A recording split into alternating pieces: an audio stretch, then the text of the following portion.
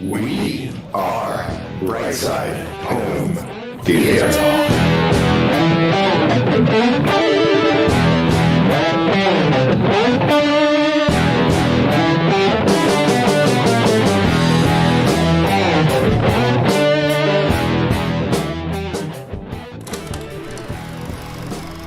Hey, home theater nerds, welcome to the Brightside Home Theater Podcast. The home theater podcast, it's all about the experiences, the sights. The sounds. Yes, I said yes. Oh, boy. I'm assuming that's the scenes. Yeah, well, we're trying to get international. Oh, definitely. Yep, we are definitely international, that's for sure. It's nice when we open the show. I come in here and it's like we go right from the green room to this, and there's already a bunch of people talking, waiting for us to chat. It's Awesome. Yeah, a lot of fun. How's your week going, guys? Let me increase my lighting in here. I feel like I look dark. You look red. I knew that was coming. Change your lighting. You need to be more like Steve. That's right. Pasty white. Ooh. Shots Hey, fired. Cross country high fired. five, buddy. That's There right. we go. There we go. Right over the top of Steve. There we go. Boom. I'm gonna reach over the pond and give you a Yeah. smack. Yeah. Steve White. That was awesome. Just kidding. Yeah, Always I'm got blaming my the light. back. Thank you very Yeah. much. Bear in Always mind, got my I'm a back. New Zealander. Yeah. Grew up in Spain. So good. Week is good, DJ. Thanks for asking. I'll get us back on track. There we go. Thank you. I'll keep us on track this show. Oh, nice. That's all I'm looking for. Yeah. Good luck to me. My week's been good, apart from I'm mildly annoyed because I waited by the phone all week, convinced the Grammys would call, asking for Snubbed. some sort of performance. But I mean, nothing. I'm appalled. Big time. They could get Harry Styles on there. Why can't I get on there? What's going on? Unbelievable. I couldn't believe that snub. Apparently, I put in the request. I nominated you. I said, look at Righty this. so. But You were our one nominee from England, so But actually, you know what? Maybe it's for next year's Grammys because this is 2023. Isn't that music from 2022? true enough. There you go. Long time to wait by the phone, though. So you're saying there's a chance. Yep, exactly. Oh, yeah, we got to get that recorded, though, for the green room with, the explicit version. I can do it. I've got the notes here still. I've kept them there. The notes. Come on. Been practicing all week for the I know, Grammy. you don't call. need notes. You've been singing that in the shower all week. That was great. It took a lot for me not to text Todd and be like, you got to check this out. But it was so much more fun with him just finding it organically Discovering and just it. being Yeah, like, yeah. what the hell? It's like, He keeps some strange hours, though, because he tweeted that at about 10 o'clock in the morning, my time. So that must have been about 5 a.m. Your time. And he's down in Washington, isn't he? Maryland, I think he is. Yeah, So yeah, same- He's on Eastern time then, isn't he? Yeah, same as me. So, yeah. Yep. I mean, I know he works out quite early, doesn't he? But even Yeah. then, 5 a.m., that is early. So, it was fun to see. And I'm glad, Yeah. I'm glad we just let him discover it. oh, yeah. It was great. It was great. Let's see. Do we want to get into anything? We have, as far as donations go, we had no new patrons this week, no boxes of popcorn. Patreon supporter of the week, Steve George. No, sorry, John Brock. Steve Brock. He's in the chat. He's in the chat room. Yes, he is. Brock Star. Yep. Yeah, John Brock, 4 months. Thank you very much. Thank you to all of our patrons. We really appreciate it. Not necessary, absolutely not necessary, but greatly appreciated. We're going to be having, because of the patrons, because of everything, aside from the donations that we do, there's a big ad coming to the podcast soon, and hopefully it's going to pay off for everybody. So I will be adding that, a big surprise. The guys don't even know. And when I refer to the guys, I mean the rest of the bus bench here, these guys over here. They don't even know what it is yet. So I'm hoping it's going to be a big fun new thing for the podcast. So and part of that, the reason we're doing it is because of the patrons. So thank you very much. as far as giveaways for this week, I'm trying to speed through this. Steve has to get out of here today. So we have, we actually had BJ, he DM'd me today and said he has Patriot games and he also has Home Alone, but I gave Home Alone to John Charles on 120, so maybe he went to use it and it wasn't capable of being used because BJ already took it. So I apologize to that, John. But yeah, please forgive me, but it's like I have a lot here, and like I said before, if I've given them out and maybe you get it and it's been used, I apologize, but it's great that everybody's donating like crazy because people are grabbing movies that they weren't able to get before. So keep it going. But we have 2 new ones this week. Justin Van Camp gave us the entire 4-movie collection in 4K, The Hunger Games. And we also have from Mark Hader, we have Saving Private Ryan, but he warned it may be expired. But that's definitely, if you're interested in it, it's definitely one worth trying out. Obviously, I can't try it, otherwise I'd then own it. So it's a catch-22. So if you're interested in it, give it a shot. Who knows? We'll call that potluck week. Yeah. When did it expire? June 7th, 1943, was it? Or Maybe.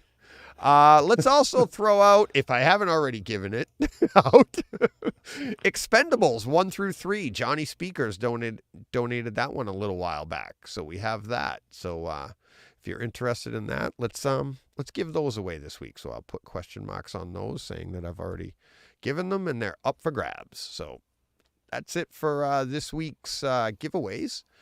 And let's see, what do we got? You guys got tweaks of the week? And let the sounder play, Steve. You go first since you don't say anything. I'll just stay quiet. Yeah. What did you just say? You just mouthed. I'll just stay quiet. Just stay quiet. Nothing. Just keep Yeah. your lips moving. Actually, in the audio, it actually comes out cleaner on the other end. But you do anything this week, John? No, I didn't do anything. But when we get to real experiences, I have a new experience, but it's not necessarily a tweak. So, Oh, very you'll know. interesting. you'll know when we get there. Yeah, you'll tell me. Yeah. Well, Cool. you should already know if you've read the notes, but I try to be surprised. So I have a lighting tweak thanks to Paul, and also came in from Martin as well. Martin Anderson. Let me read. It says hue scene change speed. It says, hi DJ, you can set the rate at which hue fades from one scene to another, but not using the standard Hue app. If you use the iConnect Hue app, and that's where I also suggested and tweeted to me by Martin Anderson as well, which is available for iOS and maybe Android, he's not sure. You can set fade times in that app. The fade times work in conjunction with a hue switch using iConnect Hue. When you program the button on the switch to recall a lighting scene, you can also set the fade in out time for that scene when you use that switch. When you use select scenes in the phone app itself, there is no fade time in the scenes which instantaneously in the scenes would switch instantaneously. Use the hardware hue switch though, and you can get a pretty smooth fade from one scene to another. I find a 3-second fade feels about right, and yes, I do exactly what you do. I have a relaxing, all lights on scene, an almost entirely dim scene for the pre-show. There's a whole other topic there. And then fade to a full blackout scene when the movie starts. Because the hue switch is battery powered and detachable from the wall plate, I can use it like a remote control. Not sure if you can do the fades via Harmony. I stopped using my Harmony Elite a long time ago. Maybe I'll get that going again. The fade function works great. If I have friends over to watch something, at least the first time, it never fails to get a, ooh, just like at the cinema, when the lights go dim and then dim again. Just like at the cinema is the whole point for me. And just like the cinema is why I often make a pre-show for the movie nights with friends. I know, crazy amount of effort, but for me, it really adds to the occasion and avoids the shock of going from all lights to straight up blackout and look at screen now mode. Anyway, I highly recommend iConnect Hue. It's not quite as intuitive as the standard Hue app, but it does add a lot of functionality to your Hue stream that you don't get out of the box. It's a paid-for app, but not expensive. Totally worth it, in my opinion. I'm relatively new to the podcast. Discovered it via following Steve on Twitter. That's why we brought him on. Nothing to do with his personality or anything. But loving it. I know I found my kind of podcast when I'm yelling out, yes, that's exactly how I feel, multiple times during a show. Thanks for all you're doing. P.S. Would love to see and hear more about your Zapedi if you still have it, because that looks like an ideal way to store and play back my pre-show videos. Paul Hurt in London. So, yeah. So thank you, Paul. Great email, because I did everything you said. I grabbed the Hue Connect app. It's I believe it was $3.99. And I do have a wall switch. Mine isn't the remote one. Hue makes one that it sits on the wall and it looks like a switch, but you can pop it right off and take it with you like a remote. I bought the switch that goes onto your wall, and it has 4 buttons on it, and you can program it that way. So unfortunately, I can't take mine to my seat, but it does everything like he just said. So if you want to do this, I recommend it. And it's that oh wow, just like in a cinema feel. And when you're showing off your cinema, doing a demo or something like that, it nails it. And I did all the little things, and I had to do them from my phone instead of the app. But you use the Hue app, and you go right from that, and it dims quiet, and then the movie starts playing, and you can pace it out with how long. Like, so he suggested 3 seconds, which is perfect. But for me, with the going from the movie, there's the handshake takes a little bit longer, the HDMI handshake sometimes. So I actually put it at about 5 seconds, which that's about when the movie starts playing and the lights completely dim. It worked perfect. It's awesome. I actually thought of like tearing out my wall plate, putting in the one that he has so I can sit there with it in my hand and do it only for myself. But then I thought better of it, because I'm like, I got a lot of other projects going on right now. I don't need to do this. But it is a great ad, and I love what he said. It's just like the cinema feel, which is the point to me anyways. And judging by our cinemas, just about the guys on the bus bench here and probably everybody listening, we're trying to, rejuvenate or recreate that feel when we go to the movies. And yeah, it was awesome. Great job. Martin's using it as well, so thank you to both of you. That was awesome. You're gonna get right on that, Steve? Yeah, I control using the phone and my iPad anyway, Right. and I've got the different scenes, but I'm quite happy with the amount of time it takes to dim. Yeah. I've got a show off mode for when I walk into the room, Yeah. and then I've got a semi dimmed mode down to about 5%, and then I've got a complete turned off thing, and I just use it on the phone, and it's got widgets on there, you see, so you can just tap a button and it does it. So you can have your 3-stage dimming, just 1, 2, 3.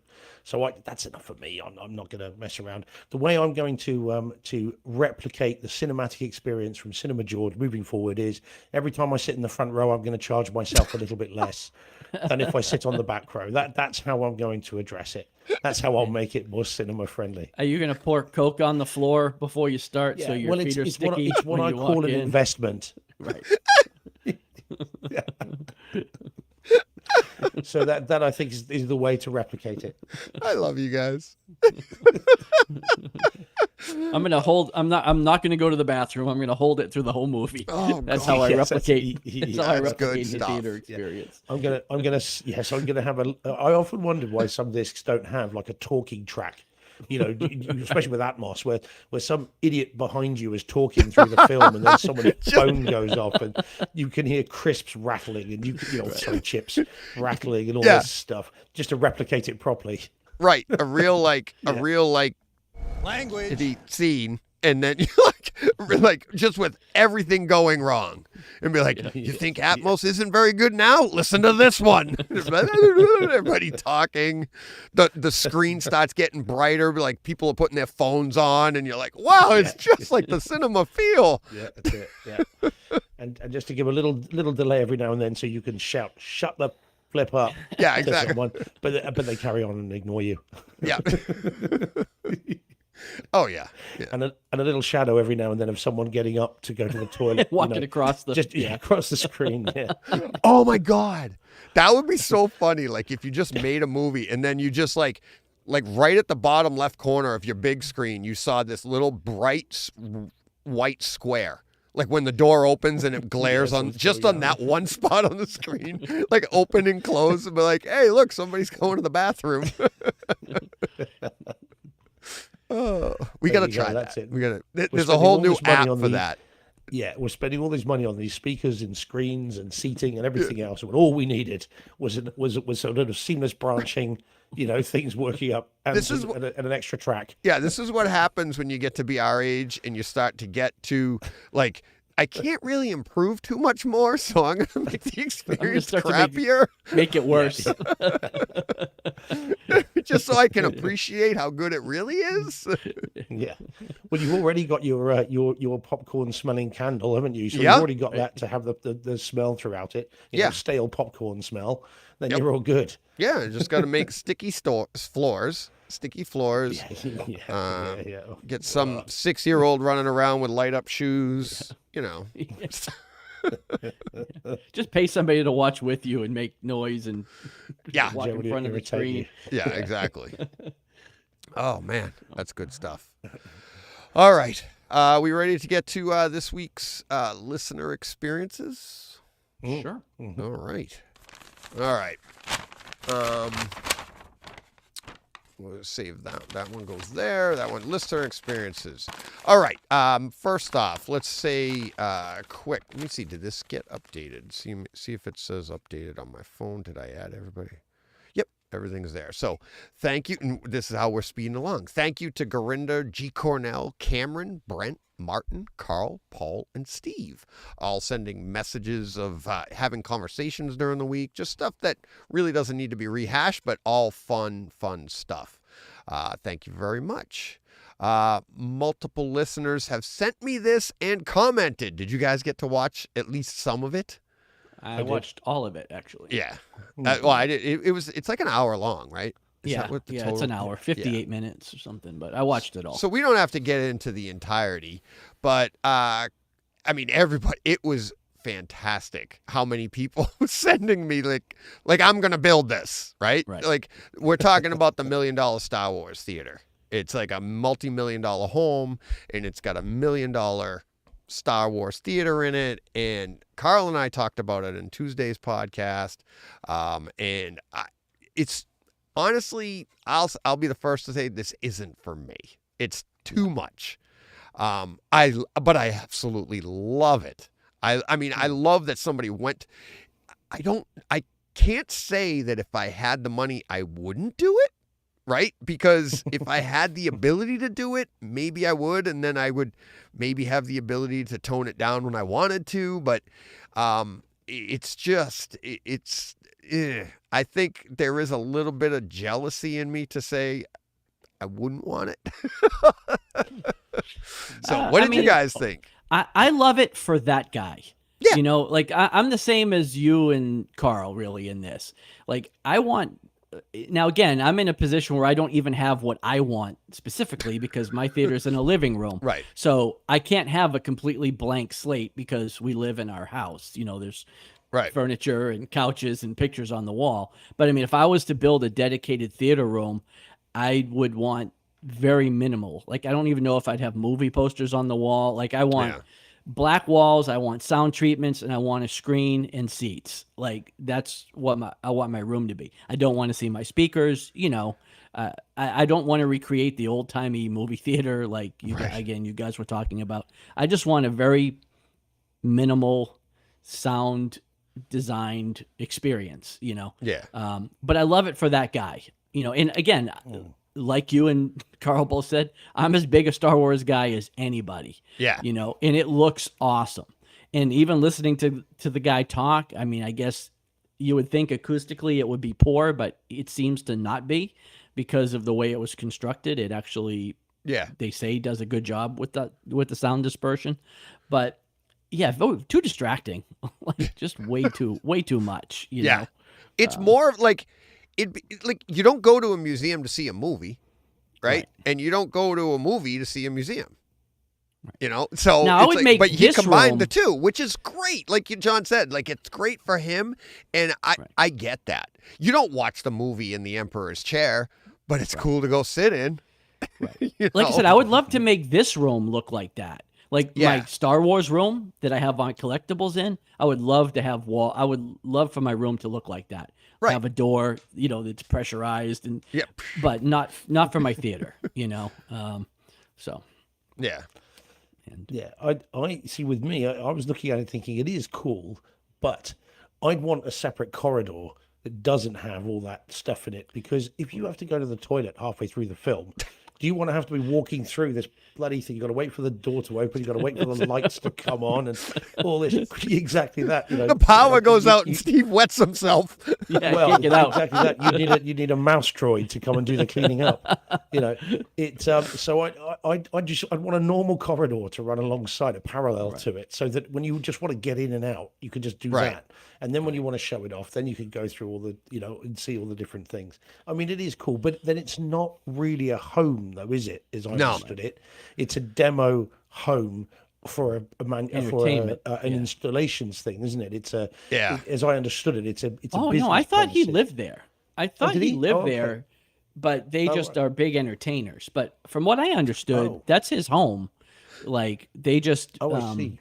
yeah, they're just big entertainers, and they, you know, like to have people over and show off. You know, obviously they're very well to do, and you know, but I was very impressed with the theater owner that did most of that work himself. Like figured out how to do most of that stuff and was able to do it. That's way beyond my scope. It would cost me $2 million because I'd have to pay somebody to do every bit of that. Right. He did $1 million worth of work himself. You know what I mean? So, But that's part of the fun, right? If that's what he enjoys doing, that's great. It's like, but for now, don't get me wrong. I'll take things from there. I love looking, and that's what's fun about seeing all these theaters that are that extravagant. It's like you'd take ideas from them, and you'd take a piece of that and put it into, maybe incorporate that into your theater.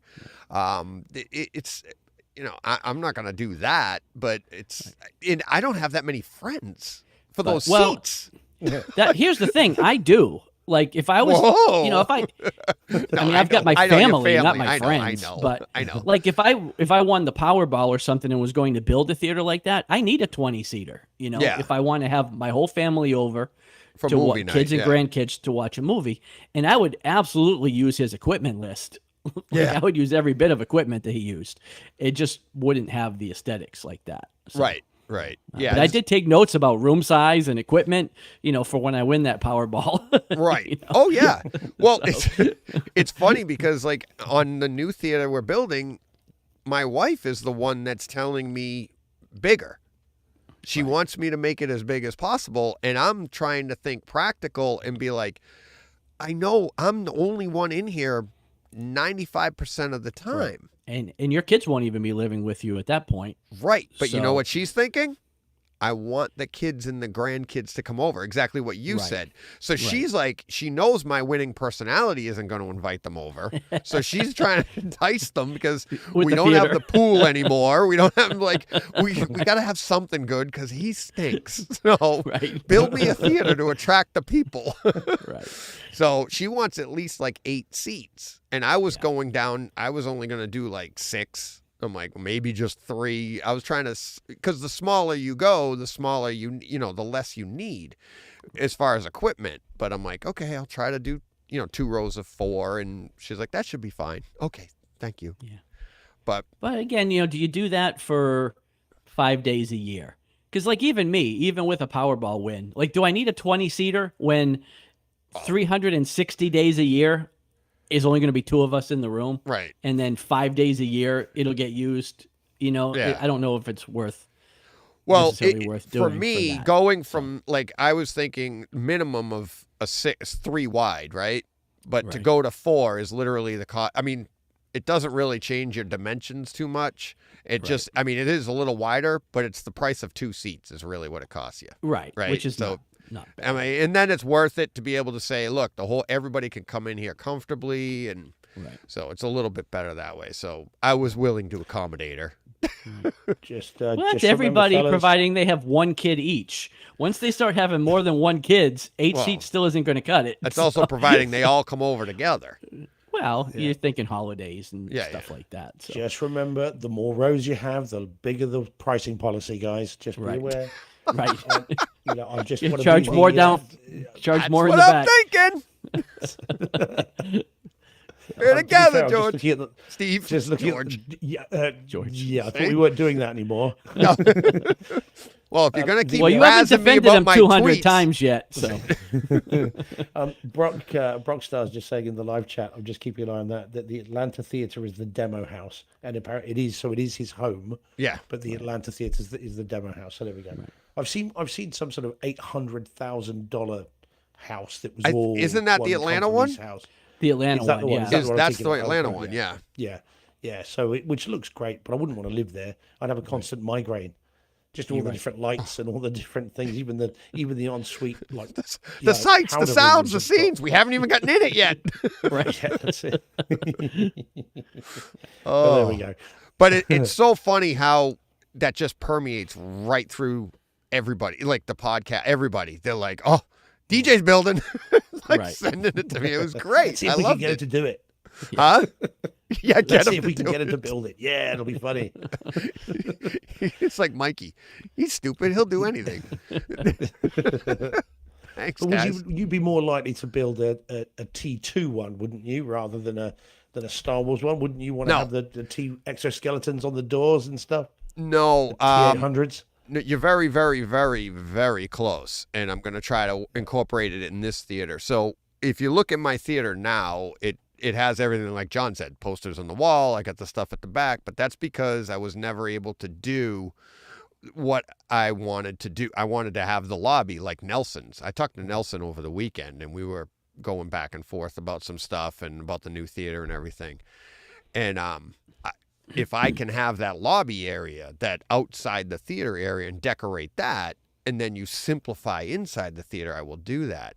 And one of the things I do want to add though is I want to have I have the arm. Oh, the arm come out. I want to have it in the wall lit with the blue lights around it and have it being shown that way and be able to, and maybe even a chip next to it or something, but something small like that. I don't like big things that are like a giant stormtrooper. I love the look of them, but I like more like small, like the arm is not really small, but it's kind of an obscure, not a lot of people have that. It's like, and it's getting older now, and a lot of people, oh, that's from T2, but I like my rock.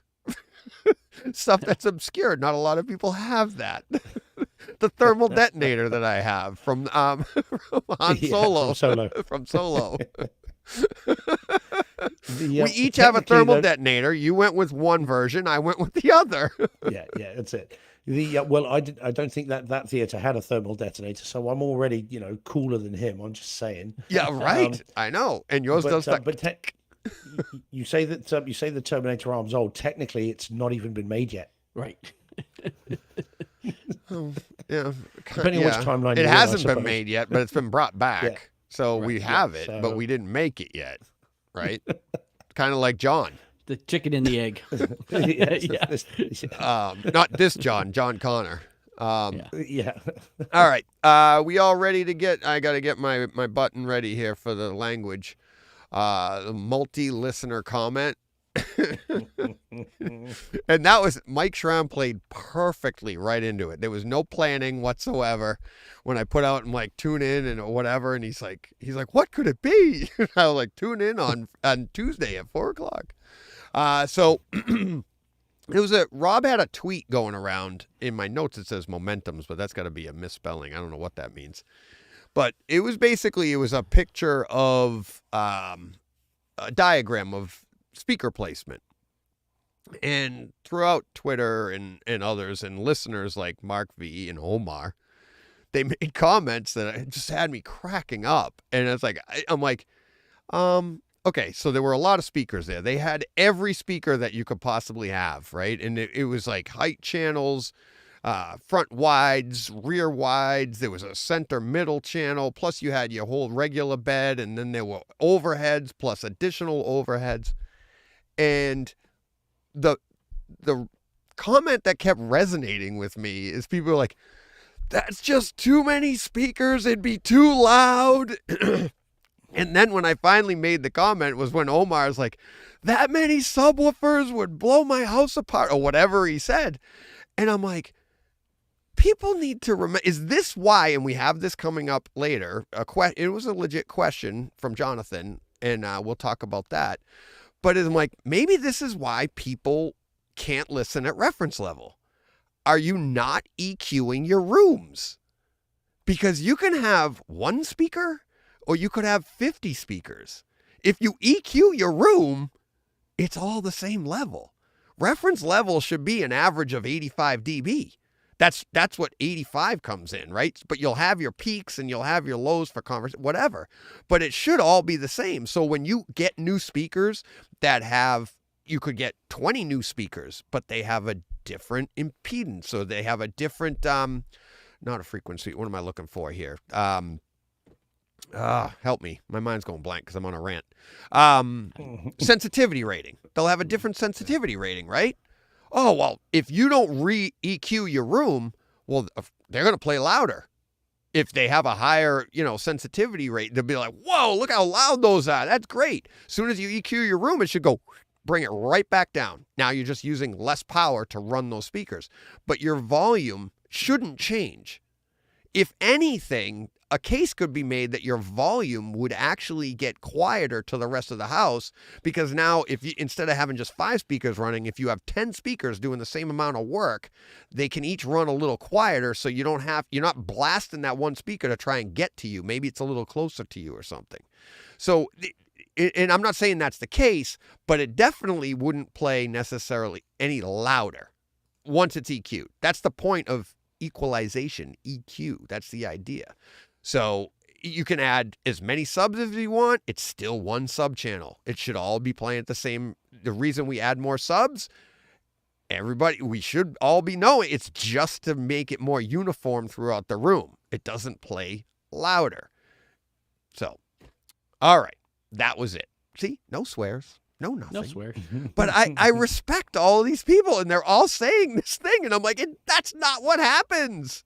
So I thought I'd put it in the show. Hopefully you found that entertaining, or you're pissed off and you'll never listen again. Right. So, all right. Won't be the first time. Exactly. As we were talking about before the show started, I mean, it's all about, in terms of volume, and I wonder if there is some confusion between reference levels and volumes, EQ and comfort, if that makes sense. And I wonder if there's some confusion there. I mean, in terms of what volume you listen at, my personal view is it's whatever makes you comfortable. I mean, you don't want to saying, well, this is the level I should be listening to it at, so I'll do that. And if that makes you uncomfortable, what's the point? Right. It's just got to be, and every room sounds different. Every room has a different setup, depending on where the speakers are and everything else and your placement in the room. So watch it in a comfortable volume. And as long as you're enjoying that, that's fine. Otherwise, if you're again, you and I were talking about it. If you are watching it at an listening to it, at an ear-splitting volume, because someone else says it sounds awesome when you do that, right? Then that's not going to help. I mean, you could physically harm yourself, which is not what you want. Yeah, either. We'll get to more of that when we get to Jonathan's question, and it's like, I mean, because there's reasons for that too, because it shouldn't be painful by any stretch. No. So. John, you want to read, because I think this one, do you want to take this one, John? Randy? Yeah. Randy's, this, I guess, was a tweet. No, that was an email. Email. Okay. Email. I just screen From grabbed it. Randy. Legal thrillers. It says, "Hi boys, I have loved the genre of legal thrillers drama since seeing my first Perry Mason episode as a kid. With Steve being a defense lawyer, I am intrigued as to how he views this genre through the lens of an expert in the field." Excuse me, I'm sorry. I had to make this a little bigger because I can't see it. Hang on. Sorry, I can't read it.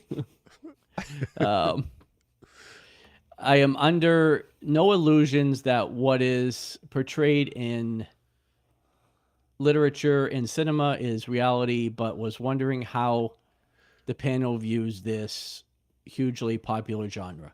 Does Steve use it as comedy? Does he see it as comedy? You Does want me he to see take it as comedy? Yeah, because I can't. Okay. I can't see it. I know, because it's black on small. white on black. Does Steve Yeah. see it as comedy? Is he like a carpenter who wants nothing to do with his tools when the workday is done?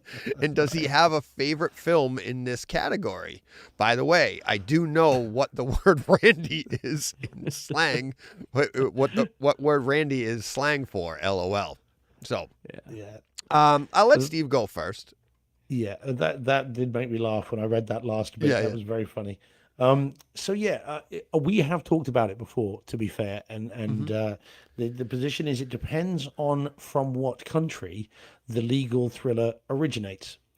I cannot watch any British legal drama, thriller, comedy, anything at all. And by legal, I mean also to do with the police and everything else as well. Unless it's something like Hot Fuzz, which is deliberately supposed to be a joke. None of that's realistic. But any drama, anything that is portraying even slightly some sort of realism is impossible for me to watch. And no one wants to watch it with me because I will spend the entire thing going, well, that's wrong. That's wrong. They'd never do that. That's ridiculous. And that irritates the hell out of anybody, understandably, including me. But I can't switch that off. So if it's British, forget it. That I cannot watch.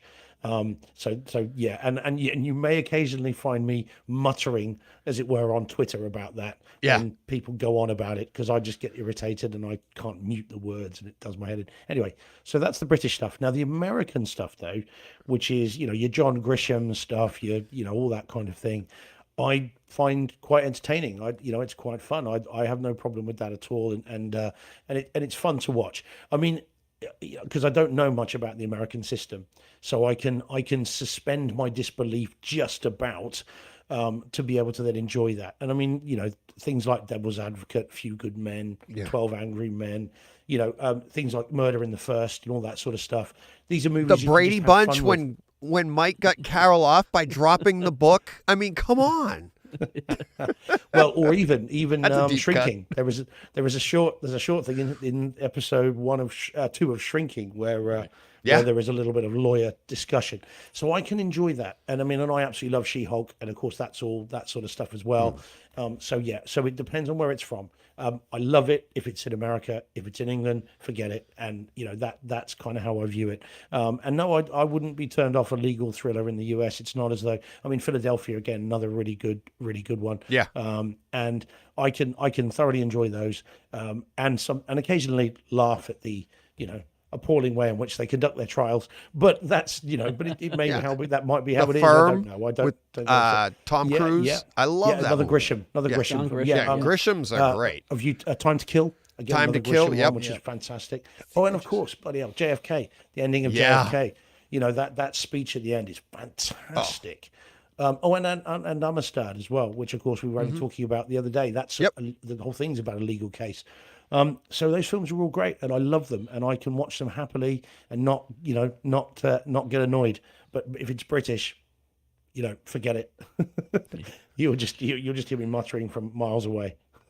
John, do you like this stuff? I think you do. I mean, I like the stuff, but I have no, I'm not a lawyer. I'm not in the legal Right. field, so I don't look at it at that lens. I mean, I no, we're watch lots of blissfully things. ignorant. Yeah, I mean, I watch tons of But a things lot and of shake things. my head at how, that would never happen. But not specifically with legal stuff. I enjoy, the genre, all the movies you guys mentioned and more. Yeah, I love it. So Yeah. And when he said Perry Mason, I also Matlock. I loved Yeah. Matlock growing up. It's like I love Perry Mason, But Matlock to me was the one that was like, oh, if you like this, go watch Perry Mason, because that came before me. So then you'd watch the old Perry Masons, but then Matlock, and you just, those 1 hour shows, especially where they wrap the whole thing up in an hour, but you knew at the end, you're like, there was going to be a big reveal, like Discovery or something, like, haha, and they entrap you into saying what you were actually, it's great. I love that stuff. And there's only like 3 types of scripted drama anyway, right? Like it's either a hospital show, a cop show, or a legal show. Right. And so if you cut 2 out of the 3 out, there's not a whole lot left for you. You're watching a whole lot of medical shows. And if I was a doctor, I'd probably be like shaking my head at all of those shows too. So actually, I've just realized I should have said, how can I not have mentioned? Frankly, there is an American TV show from the late 80s, early 90s that could be the reason I'm a lawyer. LA Any Law? idea what that would have been? That's exactly it. Yeah. LA Law. Great Yeah. Yeah. The one thing with the turning around of the tie, what color was the tie? That I mean, it just it was lampooned. I think in The Simpsons, I think it was. But no, Loved LA Law, that show. I mean, I was an My cousin impressionable Vinny. chap. Oh, I love My Cousin Vinny. See, you the should car stuff watch. in that.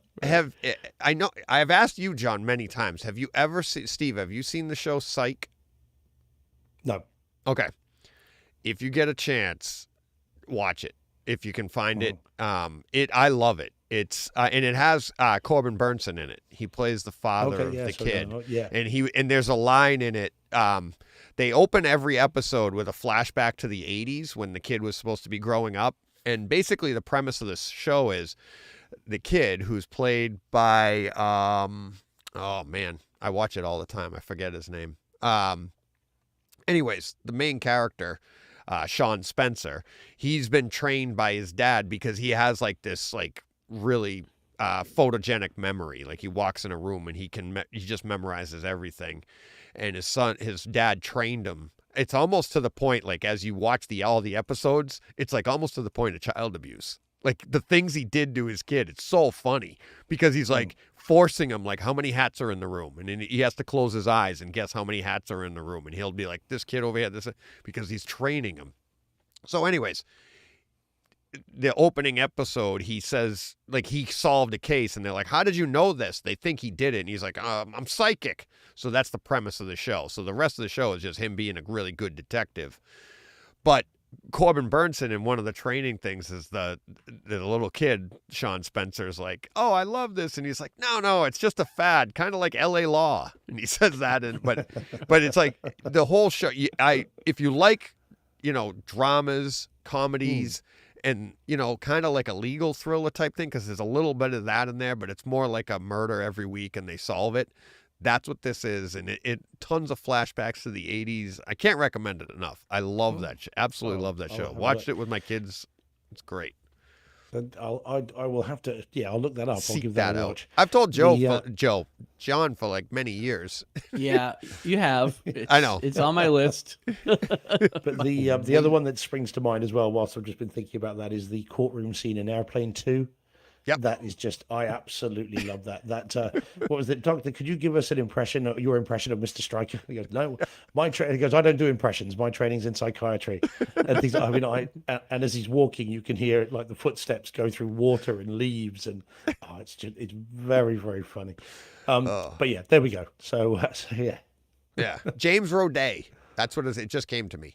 James Roday. Did somebody say it? Making sure nobody said it. Yep, nobody said it. James Roday plays Sean Spencer.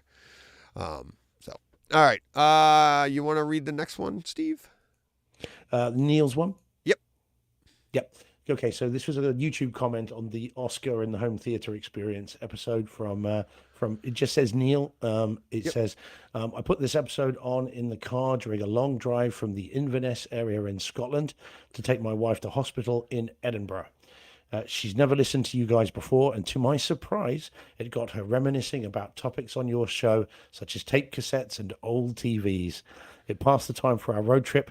Keep up the great work, and I look forward to hearing about DJ's new home theatre.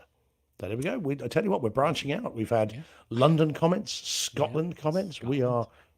We are on our way. Very much international. Oh, we are international. I got in the next couple weeks, I got to schedule it. We got a big one coming up for a Takeover Tuesday. We are big time international. I'm super excited. I can't wait to tell everybody. But I just want, once it happens, I'll bring it out. But it's a big one. But yeah, I showed this one to my wife. I was like, I hope Neil's wife's okay. You had to take her to hospital? Like, and they're like, and this is the story? Like, I hope everything's okay. It's like a long drive to the hospital. I'm like, hey, the highlight was us. That's not good. Yeah, well, let's hope we didn't put him into a coma. No. Otherwise, we're going to feel really, really bad. I thought I was in pain before. But no, that's so cool when you hear stuff like that. Really appreciate that. So. All right, here's the one from Jonathan. So it says, safe listening levels. Hi, I have not heard a lot of in-depth discussion on the pod about listening levels. I know that DJ listens at reference level. Not sure about Steve or John. I generally listen to 4K Blu-rays between -8 and -10. My system is calibrated to reference.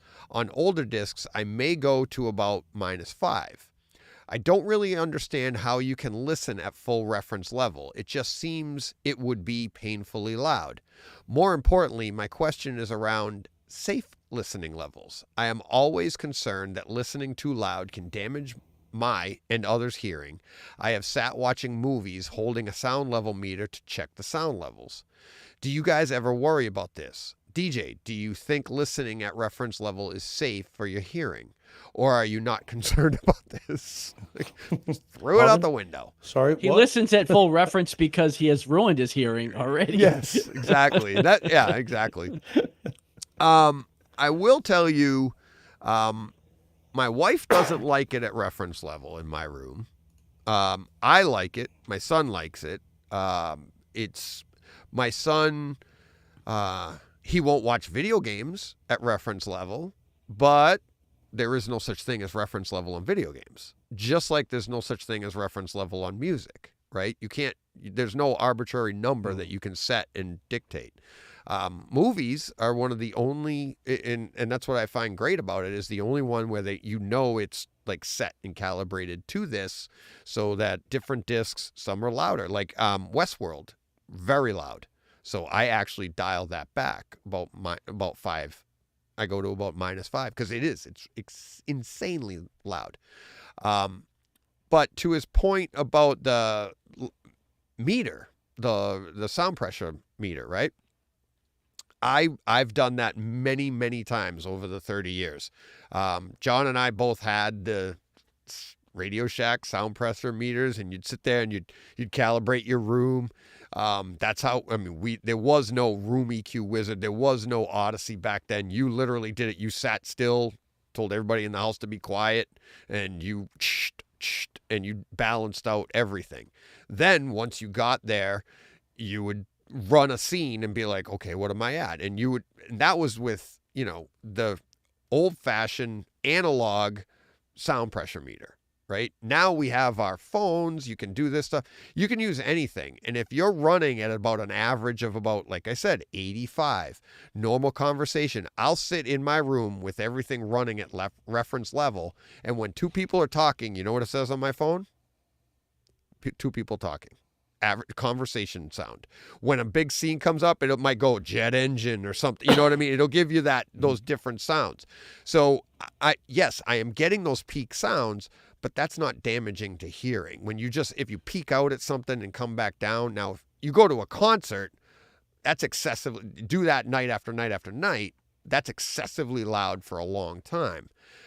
My room, I said to Jonathan, I emailed him back, I gave him an explanation, pretty much this explanation. And I said, if you're ever in the area, and I say this to anybody, if you're in the area and you want to experience it, I think you would be very surprised, because I wasn't always able to run at reference level. Okay. So I used to try and it hurt, but it was as I added more treatments, as I increased the amount of treatment at the back of my room, at the front of my room, those 2 areas are really what enabled me to get there. And it actually quieted the house. To my point of what I made earlier, like the more speakers you have, it actually got quieter in the house. The bass got a little bit louder, but it got cleaner. So it wasn't like that overall IMAX boom, boom, boom, boom, boom, boom, which I used to have playing throughout the house. Now it's not nearly like that at all. Room's still the same, like attached to the house, but it is quieter. Sitting in the room, I can run at reference level now. I used to run at minus 15 before I put all my treatments in. And if I bumped it to 10, just like you guys, I'd be like, oh, that's too much. Now it's not like that at all. And it's not a matter of like what John said. Like a lot of people might be thinking, well, DJ's just losing his hearing. I'm like, no, the sound pressure meter is saying the same things all the time. It's always right around. That's where it should be. So whether I'm losing my hearing or not, that's not going to change. So I think a lot of it, I mean, AV Rant stresses it all the time, and they should, because I think a lot of people forget and they neglect room treatments. It is the most important thing you can have for good sound, almost above and beyond the actual speakers themselves. Because if you don't have good room treatments, you're not getting the actual speaker. You're getting the reverberations around the room, and that's muddying and creating more volume for you, which makes it more difficult. I gave a description in an email, it might have been Jonathan, recently. When we're in our rooms and these sound treatments, what we're trying to replicate is, say, an average of 85 dB with that same system set up from that same listening distance in the middle of a field. No walls. So when that speaker plays, the sound goes to you and that's it. So if you want that sound to pan, that speaker does its thing and then the rear speaker picks it up behind you and you think it panned. But that noise that came from that front speaker, that sound wave, went by you and kept on going. Right? And so if you can get that same room from that same distance, your speakers that same 10, 12 feet away and all around, whatever, and you're in the middle of a giant field, you'll get that same feel. And that's what we're trying to replicate. It's the fact that you're taking that loud sound from 10 feet away in front of you and it hits the back wall and now it's coming back at you at the same time as the rear channel's trying to make it seem like a pan. You're still going to get the feel, but it's going to feel a lot louder and you're not going to be able to turn it up because now you're just sending bigger sound waves at you, more sound waves at you, right? So there's a lot at play here. And all I can say is, well, a lot, but room treatments. So Steve, you don't have a lot of room treatments, right? No. I mean, I've got soundboards on the walls anyway, so that's all been it's there. But I don't have separate ones. No. It's not been an issue. I've not detected it as a problem. And bearing in mind, again, I had it installed, so that was all set up. I had a sound engineer do all that, so that was all set up by someone with, doing all the work that they needed to do. So it's got its own unique things, and it's got very thick carpets. It's got all this kind of stuff. It has some things there, but no, not any independent stuff on the walls or anything like that. I must admit, but I haven't detected it as a big issue. I haven't had not seen that or heard that that's a problem. But it's something I could do. But right. It's one of those things. I might get to it eventually, but But you're not missing anything.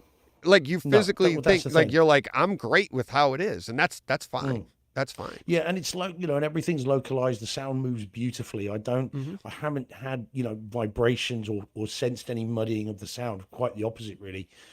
So how it sounds is what I like. And so I think if I mess with that, the danger is you fix something that to me doesn't sound broken.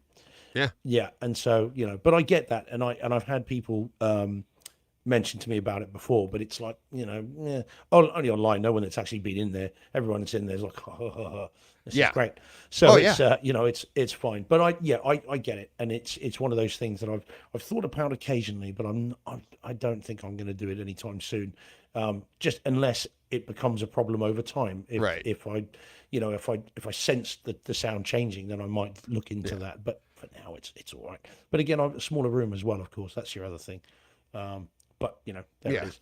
But again, with equalization, that should all be the same. But the important thing for you and anybody is just enjoy what, like you said earlier, enjoy what you have. Don't feel like, if you don't feel like you're missing out, don't worry about it. But the problem lies in that they know there's more there. Like there's more volume on them. Why can't I get there? So people are like, why would you do that? It can't be done. And so people tell me you can't do that.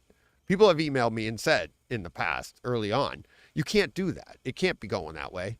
I mean, Tom Andrew says it. Nobody listens at reference level. I'm like, I do all the time. I'm like, but it can be done. But just especially now with the dynamic EQ, you're probably running, I don't know if your Yamaha has that, but you're getting everything that you want to get. So that's not a problem. I love what I'm getting. And if you want to try to get there, all I can tell you is do what I did. It's like, you just got to add more room treatments so you can get there. And I think you could. And if you happen to be in the area, hit me up. I'll give you a demo and you'll be like, oh, wow. Or you'll be like, DJ's all wrong. He's deaf as a doornail. I was like, we'll find out. Tune in next week. John, what do you listen at? I listen at reference level when I'm alone, when I'm able. Right. For the most part, even alone, there's certain, because again, I'm in a different situation where I use my theater for everything that I watch. Right. So certain things are louder than others. So there's certain streamers. AMC is one that's like super loud. So I'll knock it back a bit if I'm watching something there. But my wife, again, doesn't like reference level. So I'm generally at about -10 to -12 when we're just together watching things. But if I'm alone, I crank it up for reference level, and I go to town. So yeah, but you have again, and I've mentioned this many times before. I have far from the ideal room. I am not like 100% satisfied with what I get in my room. I do the best I can with what I have. I would love to be able to have a dedicated room, but I don't. So there's no sound treatments other than drapes and throw rugs and furniture, which are sound treatments. And but you also have space. Your room isn't small. It's very wide open space, and it's hardwood floors, and it's, lots of reflection points all over the place. But I do what I can with, again, with what I have. And it's good. Again, it's not my, it's not my end game if I could help it, but it is what I have. So. Right. But you, like, in lieu of room treatments, the amount of space you have behind all of your speakers and everything, that's in a way that you're getting closer to that in the field kind of thing, right? Because the sound's not necessarily coming right back at you as fast. Right. Your speakers are closer to you than all your walls are, whereas most of us, even in a dedicated room, our speakers are right where the walls are. So that's a tight competition. Right. You have... Maybe you don't have absorption, but it is further away. In one direction, it goes literally down like into a kitchen. Yeah, it goes right. You're it goes all everything. the way. Yeah. So your big loss there is the bass, which you've worked really hard at correcting. But that's where you need more power. But I think your pans and everything, and the action you're getting from your bass speakers and your overheads is probably pretty damn close to what you should have. It's very clear. It's very defined. It is the base where, even after everything I've done, it's still not where I think it should be. But yeah, my Atmos, the sound, the pans, the separation is great, know. And again, I don't have optimal placement even of my overhead speakers, or, everything is workarounds to ceiling fans, just things that are in the way and, keep it from being ideal. But, like I said, but like you always say, EQ takes care of a lot of that stuff. Even if they're not in the perfect spots, it jacks up the volume of one, lowers the volume of the other. Right. It tries to keep it, where it needs to be, but it's challenging for sure. Yeah. But reference level all the way when I can. So. Yeah. And you bring up a great point too. It's like reference level is great for discs, for physical media. Everything else, it's an open, it's like the Wild West. Like you said, AMC's as loud as can be, HBO Max might be this, and Disney Plus might be this. The only thing you can use reference level for there is to see how far off it is from the disc. Really, is what it is. And it's like we say all the time with streaming, you're like, oh, you got to bump it up about 5 I would say dB. Sometimes I'm +5, +7 Right. on some of those streamers. Same to here. try to get to reference level. So. And that's what's nice about having that reference level. But you can still use that. I've had that conversation with multiple listeners. Like if I pump it +5, you can do the same as long as you have a consistent number that you like. If you're always listening at -10 on a disc, every disc you're going to be able to grade the discs just like I do, because that's the consistent sound that you get. So if it's not as loud, like a Ragnarok disc, you're going to be like, wow, I got to bump that up a little bit. I might go to -5 on this disc where I'd go to +5, right? So it's like, that, you can still do all that. You're not missing anything. And I don't think, like, if it hurts in your room, you really aren't missing anything. You're getting everything. It's just coming back at you. So you got to dial that back, and now you're probably getting what I'm getting in my room. I would think, especially if you have like a dynamic EQ or something. So, but it's a great question. So, and it comes up all the time. Yeah. Let's see. Another quick one from Jonathan. I'll say Banshees of Inisherin. Yeah. He heard Rob talking about it on AV Rant. Rob really liked it as well. It is just a great movie. And he said, Jonathan mentioned it is a great film. It's a little dark for his typical taste. But one of the things he did like was that the creepy old witch hanging around, which I mentioned back to him. I thought that was fantastic. It was a great add to the movie. That until he had just said that, I'm like, I didn't even think about that. You don't even need that character, right? Because if she's not in there, it's still a great movie. The story's still the same, but it's just that little bit extra. It added more color to the movie, a little bit more to that movie. I just thought was really good. So, but he is going to see Under the Bridges. Yeah. You realize, DJ, if we don't explain that, there's going to be people like searching Amazon for Under the Bridges and wondering what the hell we're on about. What is it? How do you say it? In Bruges? In Bruges? In Bruges. Yeah, in Bruges? Yeah, okay. Yeah. What does that mean?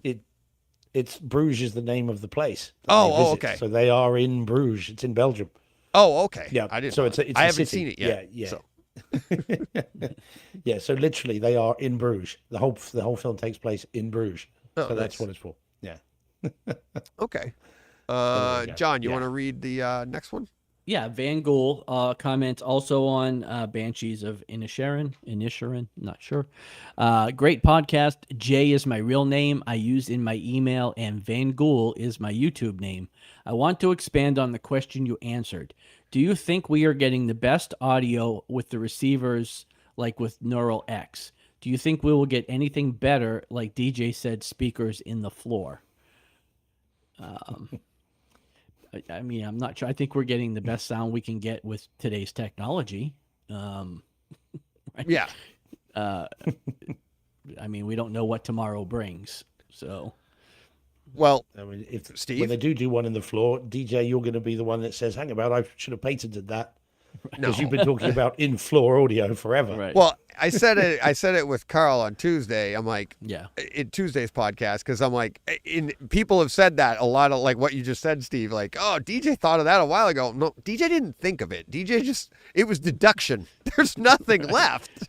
Right. It's the only thing level left. not covered. It's like I'm not a genius. It's the only. We're like, okay, we got them here. We got them here. Where else can we go? Oh, down there. Okay.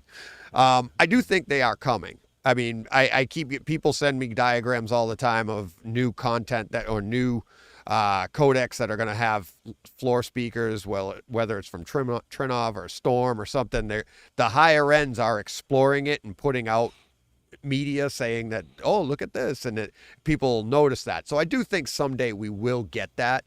Like I said, I talked to it a little bit about it with Carl the other day, but I think we will get something better someday.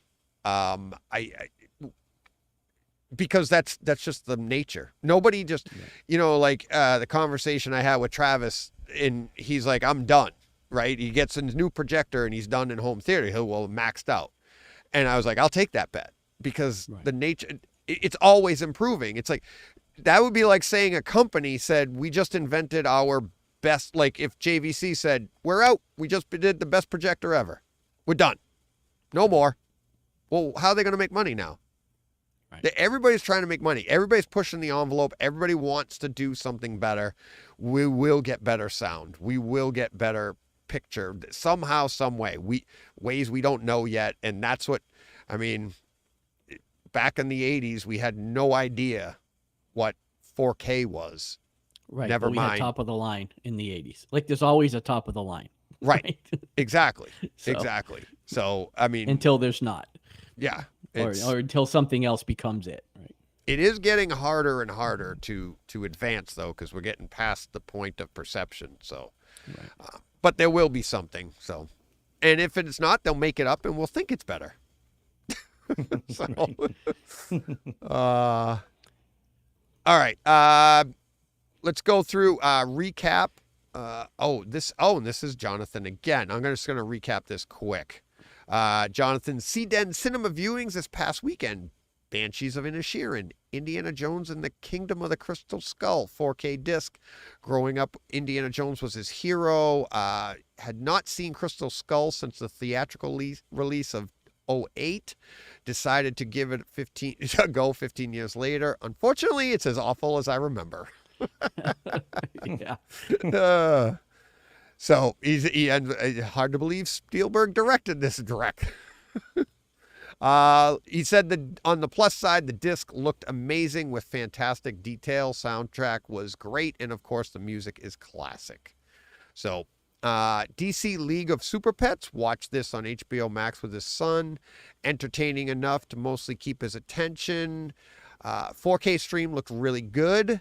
But on disc, it would have been better, poppier colors. Atmos track was fine for a stream, but it can never match what it would be on a disc. Chernobyl 4K Blu-ray in HBO miniseries. He had watched this through twice.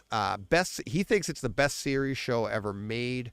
Watched on the stream the first 2 times, and now watching on disc. Visually, it's a difficult review for me because it's intentionally made to look dull, gray, depressed, etc. And it's a lot of darkness, smoke, rain. I didn't necessarily think the visuals were a big leap from the stream, but the sound was amazing. It's DTS Master Audio. In the first 2 episodes during the aftermath of the explosion, there is a consistent, loud, atmospheric humming throughout the soundtrack. It came through amazing on the disc and really added to the scenes. So great breakdown there of Chernobyl, Jonathan. Really like that. I started that series with my wife. She couldn't stay on, so I didn't, but I want to finish it. And honestly, right now, the only thing I'm waiting for is I'm hoping it drops on Kaleidoscape soon in the 4K, because it's not right now. It's just in HD. It's excellent, but yeah, it's not one you go on like I wouldn't know that I've even would watch it 3 times. You know what I mean?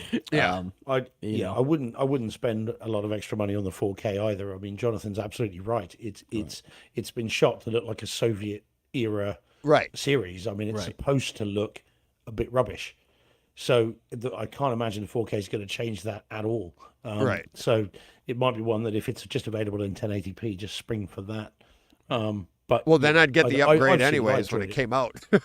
Yeah, well, quite. I enjoyed it. I'm not sure I'd rush back to watch it again. I think I'm a bit like you, John. It was gripping. Yeah, and I learned something whilst watching it, but it's also very depressing. Yeah, and so I'm not entirely certain I want to kind of put myself through that again if I can avoid it. Right.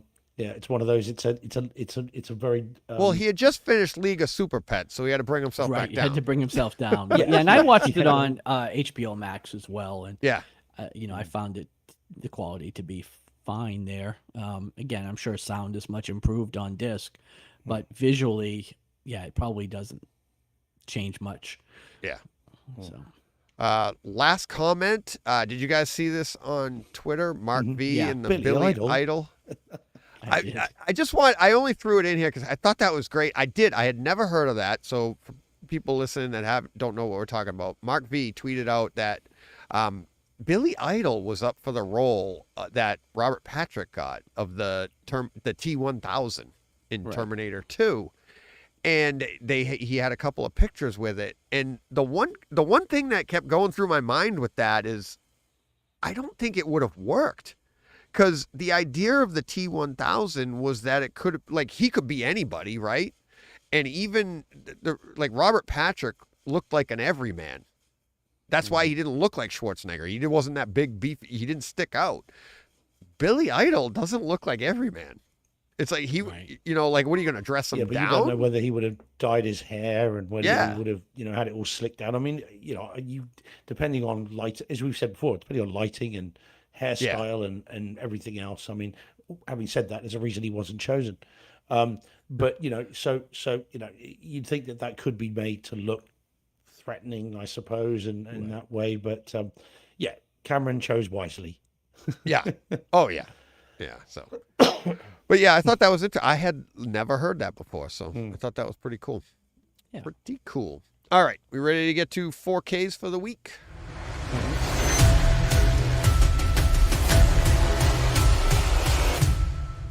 All right, coming February 14th.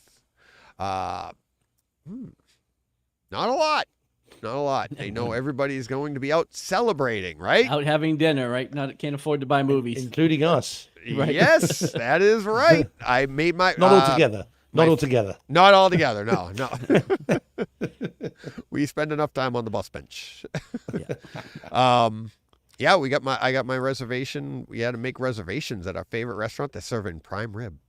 So Nice. I got mine, reserved. I might reserve 2. I tried to get a table at McDonald's, but they wouldn't. They weren't taking reservations. It's such a not pain. at the time. No, that's too bad. That's crazy. I had to go to 3 restaurants to get a reservation because I waited too long. Oh, really? Yeah. Oh, that stinks. And it was already like 9 days before Valentine's Day. Wow. So I did get one though. Burger King? I'm not going to be dead. No, not Burger King.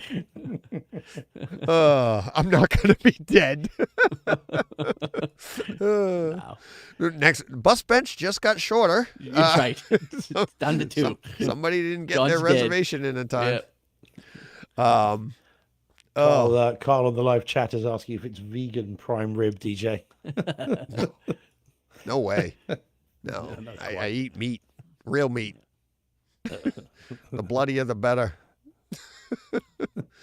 John knows. That's how I order it. I do. Every time I go out, and they ask me as rare as possible. It's the best answer. Do you call it blue over there? So if you say we the don't. rarest No, thing is up in blue, Montreal you call they it blue. do. In Montreal, when I go to Montreal with the hockey team, it's like the running joke. I'm the only one on the team that eats it that way. But they're like, "Are you gonna get a blue?" Watch it, guys that haven't gone up with us before. Watch what he orders. I'll get a prime rib on Saturday night after all our games are done, and then we just go home the next morning.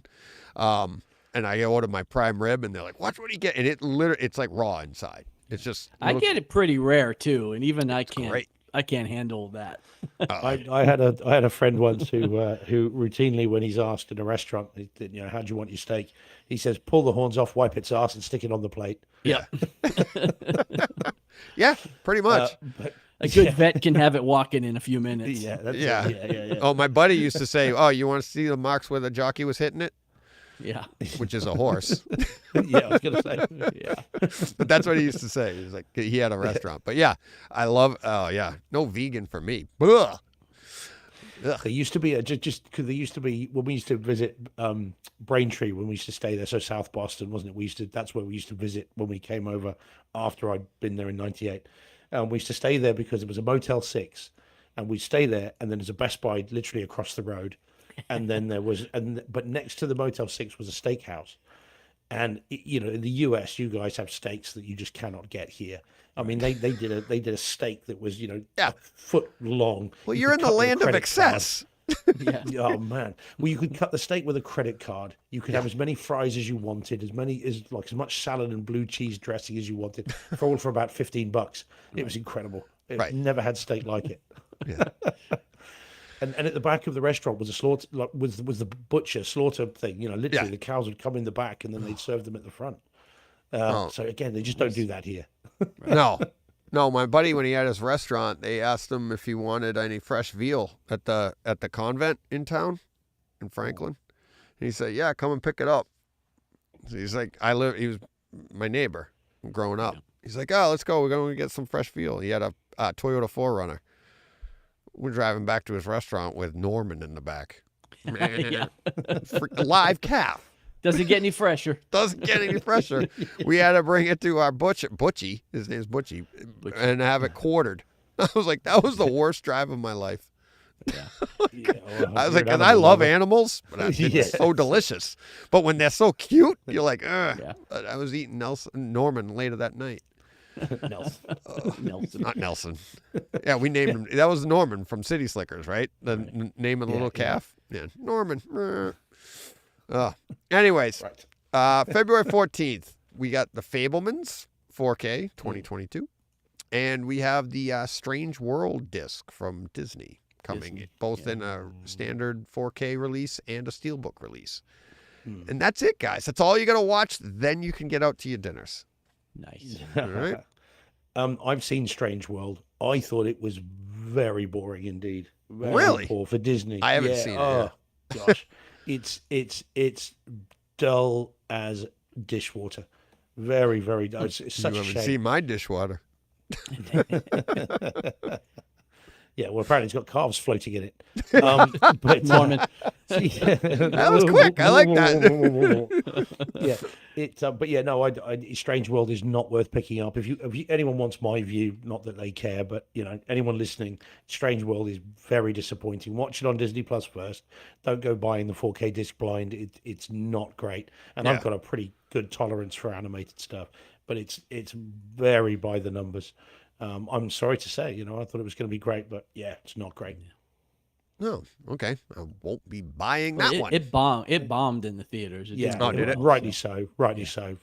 You can see why. Ooh, okay. That's too bad. Downer. Downer. All right. Welcome back to the bright side. All right. Like there you go. Says. Exactly. All right. Well, that's it for 4K for Tuesday the 14th. Let's move on to our real HT experiences. John, Steve, why don't you go first, but we'll save your first one for last because I'm thinking show title. Yeah, absolutely. So why don't you go with your second one, since John and I each have like three.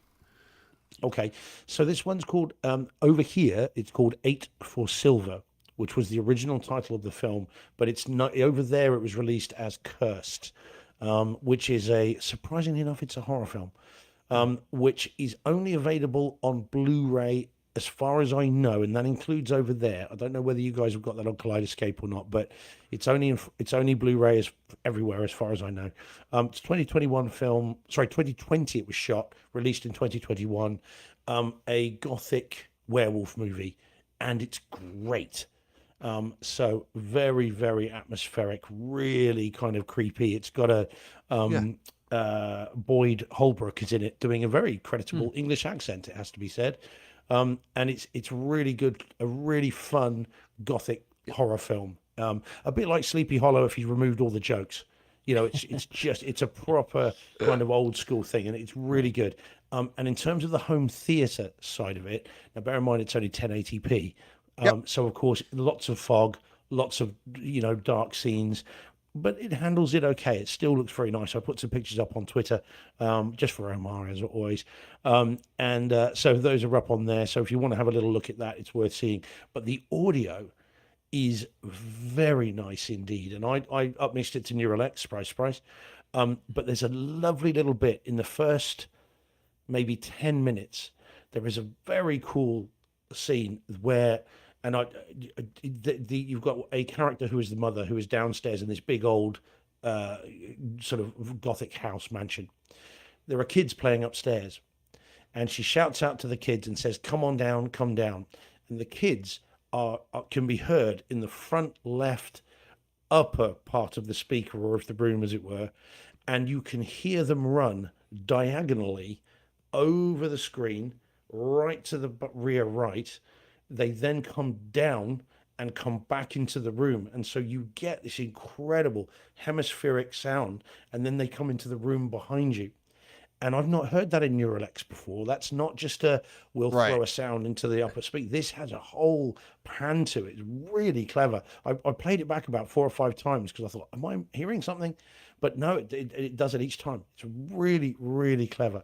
And there are some great things during it. You know, you've got the usual wolf howls and you've got gunshots and stuff going off. But I really recommend this. If you're a horror fan, I know you guys sometimes are. It is really worth seeing. It's quite graphic, it's quite gory as well. It's got all the usual stuff, but it's it's really decent. Any luck finding that, Deej? Is that on Kaleidoscape? Have you been looking? It is not on Kaleidoscape. It is out on Blu-ray over here. Yeah, you've had it longer than we have. We it came out May 10th. It came out May 10th. Yeah. It's from Decal Releasing. That's why it's not on Kaleidoscape. It's called The Cursed. You can find it, and it's selling new on Amazon for from as low as $6.96, or standard price is $12.99. Still doesn't sound bad. But yeah, it is available. So yeah, that does sound interesting though.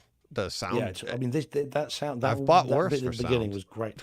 Yeah, yeah. Well, quite. Yeah, it's fun. It's really fun. I really enjoyed it. And again, if you want to see some of the pictures, I've stuck it up on my Twitter feed. And they, it's really well done. So yeah, definitely recommend that. Yeah. And that idea that Neuralex gets back to what Van Gool said earlier, or Jay, his real name, when he asked about different sound and stuff. And we've talked about this on the podcast before. It's like when we get these older movies that come out now, they come out with DTSX or they come out with Atmos. Is it really just been remixed, or are they doing the Neuralex thing on their end and putting it on the disc? You know what I mean? Taking the 5.1 and up-mixing it just with their own Neuralex version and putting it on the disc and then calling it DTSX or Atmos, and then we get it on our end. Because like you said with this movie, it's like Neuralex or even Dolby Surround, they upmix so well to utilize your entire room to move those sounds, which is exactly what object-based is supposed to do anyways. They're still moving it. It sounds really good.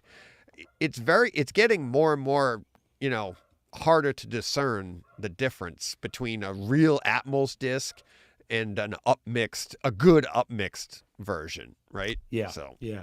Well, this one particularly does it. As I say, this I mean, there are lots of different scenes, but that one in particular was great. Yeah, really like that. Cool. All right, John. Next. All right, yeah. So this is my non-tweak / new experience. Oh, I know. I'm excited for this. So I watched Star Trek Into Darkness in 3D. So for those that don't know, the AWOL projector got a 3D update a couple months back. And I'm not a 3D guy. I think it's gimmicky and it's not really my thing. But I have this capability. So I figured I might as well at least experience it. Hey, the mountain's there. You got to climb it, right? And I've heard from multiple sources regarding this particular projector that the 3D is handled very, very well. So I found some 3D glasses on Amazon. Mom says, "What do you want for your birthday?" I send her a link. Lo and behold, I've got some 3D glasses. So, happy birthday! That was like a couple weeks ago. Sorry, buddy. Couple weeks back. Yeah. I texted you that day. No worries. I wasn't fishing for happy birthdays, but I didn't want to pay for these. I also didn't want to buy myself the glasses because I probably won't use them a lot. But right. I'll happily get them as a birthday gift. So, so I don't own a lot of 3D movies, but Star Trek Into Darkness is one that I had, and I thought that just the nature of that type of movie, Star Trek, space, explosions, flying around, in debris fields and things would be great for 3D. I didn't find it so, though. So either the projector does not do 3D very well, or the film wasn't executed in 3D very well, or I did something else wrong, but I did not really find the experience to be that great in 3D. It didn't really feel like there was a lot of separation and things popping off the screen. And I did to the point where I even had to check and switched out the glasses I was using and stopped and, tried some different things to make sure I was even getting 3D. So I will go back to the drawing board and try out. I've got 2 or 3 other movies that I own that I'll check out before I kind of walk away from this. Because like I said, I'm not going to go out of my way to buy more 3D movies or anything like that. That all being said, Star Trek 2 gets the bad rap as being the worst of the 3 Star Trek movies. Really? I love that movie. I watched it again, and I actually really enjoyed it. Benedict Cumberbatch's take is not the same as Ricardo Montalban, but I thought it was actually serviceable, and I really enjoyed the movie itself. I just was a little disappointed with the 3D experience. So I can't pinpoint whether it was equipment or movie or user error until I play with it some more. But so that was my tweak / that's a great experience. One. For the week. It was a post conversion, so it wasn't shot in 3D, which is always a bit of a gamble, isn't it? Funny enough, I watched something in 3D that I haven't seen. I mean, I haven't watched anything in 3D for years. I've got over 200 3D Blu-rays, and yet I used to be all in on it. One of the reasons I bought the TV I've got now, as I've said before, was for 3D. And I wanted to watch, or had occasion to watch with someone, an IMAX documentary on Egypt and the mummies. And so I thought, and this person had been studying it, and I thought, you know what? Great idea. I've got 3D. A disc, and it's in 3D. So now I've got the chance to make Egypt come alive. So chuck them on, the pyramid stage, So so I thought, right, I'll chuck this on, and watched it in 3D, and I'm sat there thinking, there's depth to the image, there is stuff coming off the screen, but it's gimmicky as hell, and I'd rather be watching this in 4K. And I've passed 3D by, unfortunately. I think, and I'm not even sure the movies 3D I do have are going to be any better. Like I have Underworld, Spider-Man 2, and Alice in Wonderland, the Johnny Depp, which I think was 3D. I think that was 3D in the theater. So that's probably the one I'll watch next, just to. Oh, and Alita Battle Angel has a 3D disc. That one is awesome. So maybe I'll try that one. Try that one next, and then if you don't think that one is good, then I would say it's not doing it as well. It's not impressing you, because I watched that movie and I'm like, I did that movie on the podcast. I reviewed the 3D, the 4K, and everything, and the 3D on that is great. It's so enveloping. It's and again, I don't know if you're expecting Jaws 3D and the things come at you. It's not like that. It's just more of a but you can see into the screen. In Star Trek, there's ships exploding and debris. Yeah. Like in 3D, you expect something to come. Like I want to move back because it feels like something's going to hit me in the face or what have you. Yeah. And maybe I'm expecting too much. Like you said, maybe that's just not the state of current 3D. But if you can pick up a cheap copy of Avatar in 3D, that's the other one, which is I know you don't like the film. I don't, but I did look for that. That's pretty good. Think, but around $40 is the cheapest I can get it in 3D, and I'm not that into it. I actually, when I got my projector, that was this is my first projector with 3D, and I was excited. I went all in, and I'm probably up to like 50 titles myself. I know you bought a lot. You had a little crate, a little phase there not too long ago. Oh yeah. I love it. WV Brews loves it. He emails all the time about different 3Ds. He's still all in. And I am to a degree, but I'm a little bit more closer to like what Steve said. It's like I love it, but at the same time, there is that convenience factor of just sitting down with 4K, because 4K does look fantastic. Right. And you get your Atmos track in 4K, which you don't get in 3D. But on Teenage Mutant Ninja Turtles, the one that we were talking about, that one is in Atmos. It's 3D really? with an Atmos track. It's like the one from 2014. I forget the name. If I can't get there with the 4 movies that I own, I'm out, because I'd try Alita next. That's that one I can. I'll attest to that. That's a fantastic 3D experience. Well, maybe next week we'll be reporting. Well, next week we're not going to be on the show, so 21st. maybe I'll report on. Well, let me over know the- when you watch it. I'll watch it too, and then we can compare. That'll be Alright. good because I wouldn't mind sitting down to do that one again. I haven't done that in years. I mean, a good 4K disc can look as three-dimensional as a 3D movie, and you don't in terms of into the screen, obviously not out of the screen, but you really can get the window effect with an even half decent 4K film, and so it removes that, and you've got the beautiful bright colors and everything else, no flickering or anything like that as well, which occasionally you'll get, and and you don't have to then put up with watching it with other people moaning about the fact they've got to wear glasses. Right. So that's, because that irritates the hell out of me as well when someone starts doing that. So it could be the glasses too. Maybe they're not the best. I don't know. Maybe they weren't engaged. No, they were engaged because I took them off and, it looked like a 3D, you could see that it was all, when I put them on, I mean, everything was clear, I knew that it was improving the picture and that it was engaged. It just didn't feel very I just didn't feel the depth like I thought I should. But again, maybe have either too high expectations or maybe the movie just is poorly executed. Avengers, I got in 3D, and that's not very good either. That one, that's like Steve said, like a remaster. It's like post-conversion. Post-conversion. Post-conversion. Although the city attack at the end is not bad. It's not bad, but by the time you get there, you're so out of 3D that it's just fair enough. in the 4K. You've already switched it over to 4K and just and it's like I didn't put it in my notes for this week, but I've watched Avengers over the past week probably 3 times because I'm putting it on at night in my room, and then because I did that to fall asleep to, I come down and during the day and I'm watching different scenes. And one of the things I thought of this week, it's funny we're talking about 3D, is that Avengers from 2012 was one of the first, I think it was the first demo I saw a 4K TV. And 4K HDR, we didn't have 4K content. Hey Dan, he can't stay long, he's just saying hi. Danny Speakers. So, but we didn't have it yet. We didn't know. All we had was 1080p at home at best. And I'd be willing to bet that at the time I'm seeing this, I probably had a 720 projector, right? With no HDR. My black levels at home weren't that good. So I'm here I'm seeing a demo of a 4K, giant 4K television. It was probably 70 inch.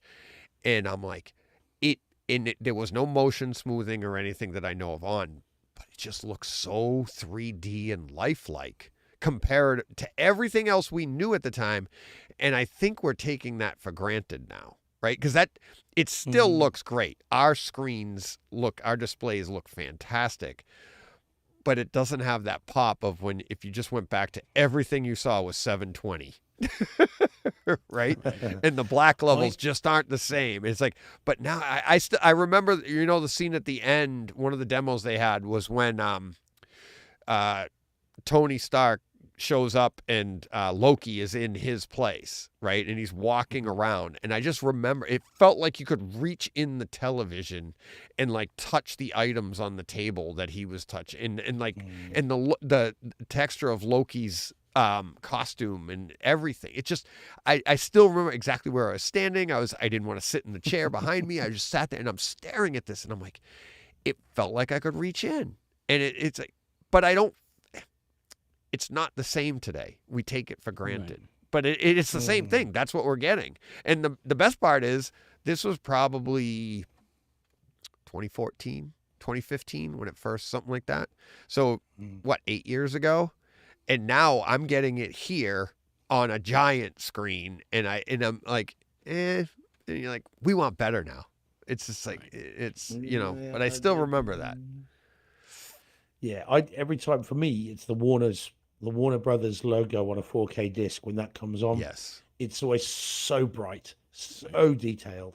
I've never got sick of that, and I always get kind of excited when I've got a new Warner's disc. So I'm like, oh, here we go. And that was the very first 4K content I saw, which was when I'd bought the TV. It had been put on the wall. Yeah. They calibrated the audio. And I think I've said to you before, I could hear it before I could see it. We could feel it in the house.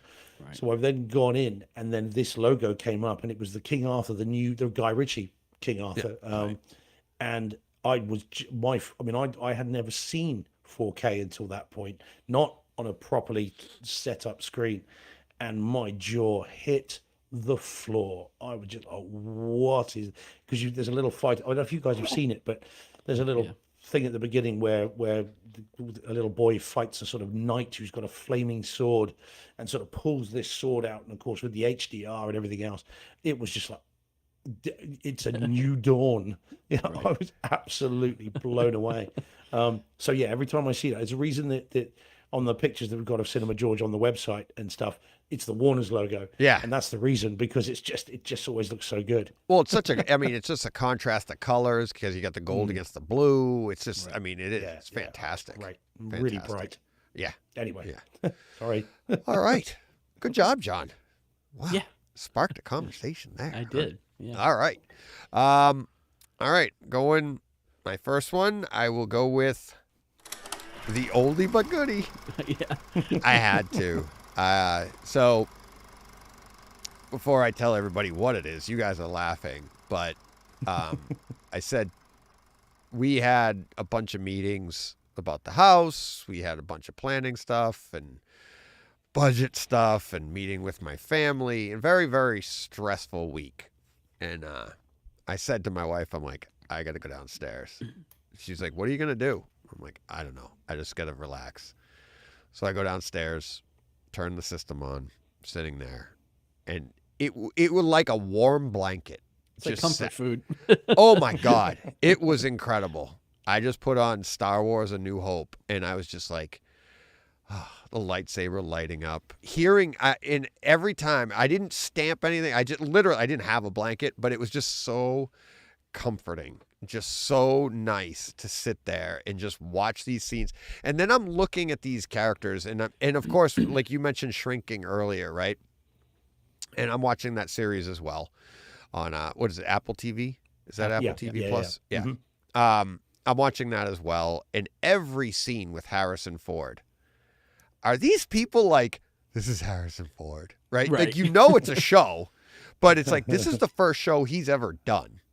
And but like we talked about it. Yeah, 1912, 1923. Yeah, but is that a show? Like, this is a show? This is like a sitcom, kind of. It's an hour-long drama. It's right. Yellowstone. I mean. Yeah, I just felt like that's more of a production than this seems to be. It is. You know what I mean? A little more cinematic probably than this is. But this is like, these characters are like acting like in a dramedy or whatever you want to call it, with it, do they have to like step aside and go, that's Han Solo, right?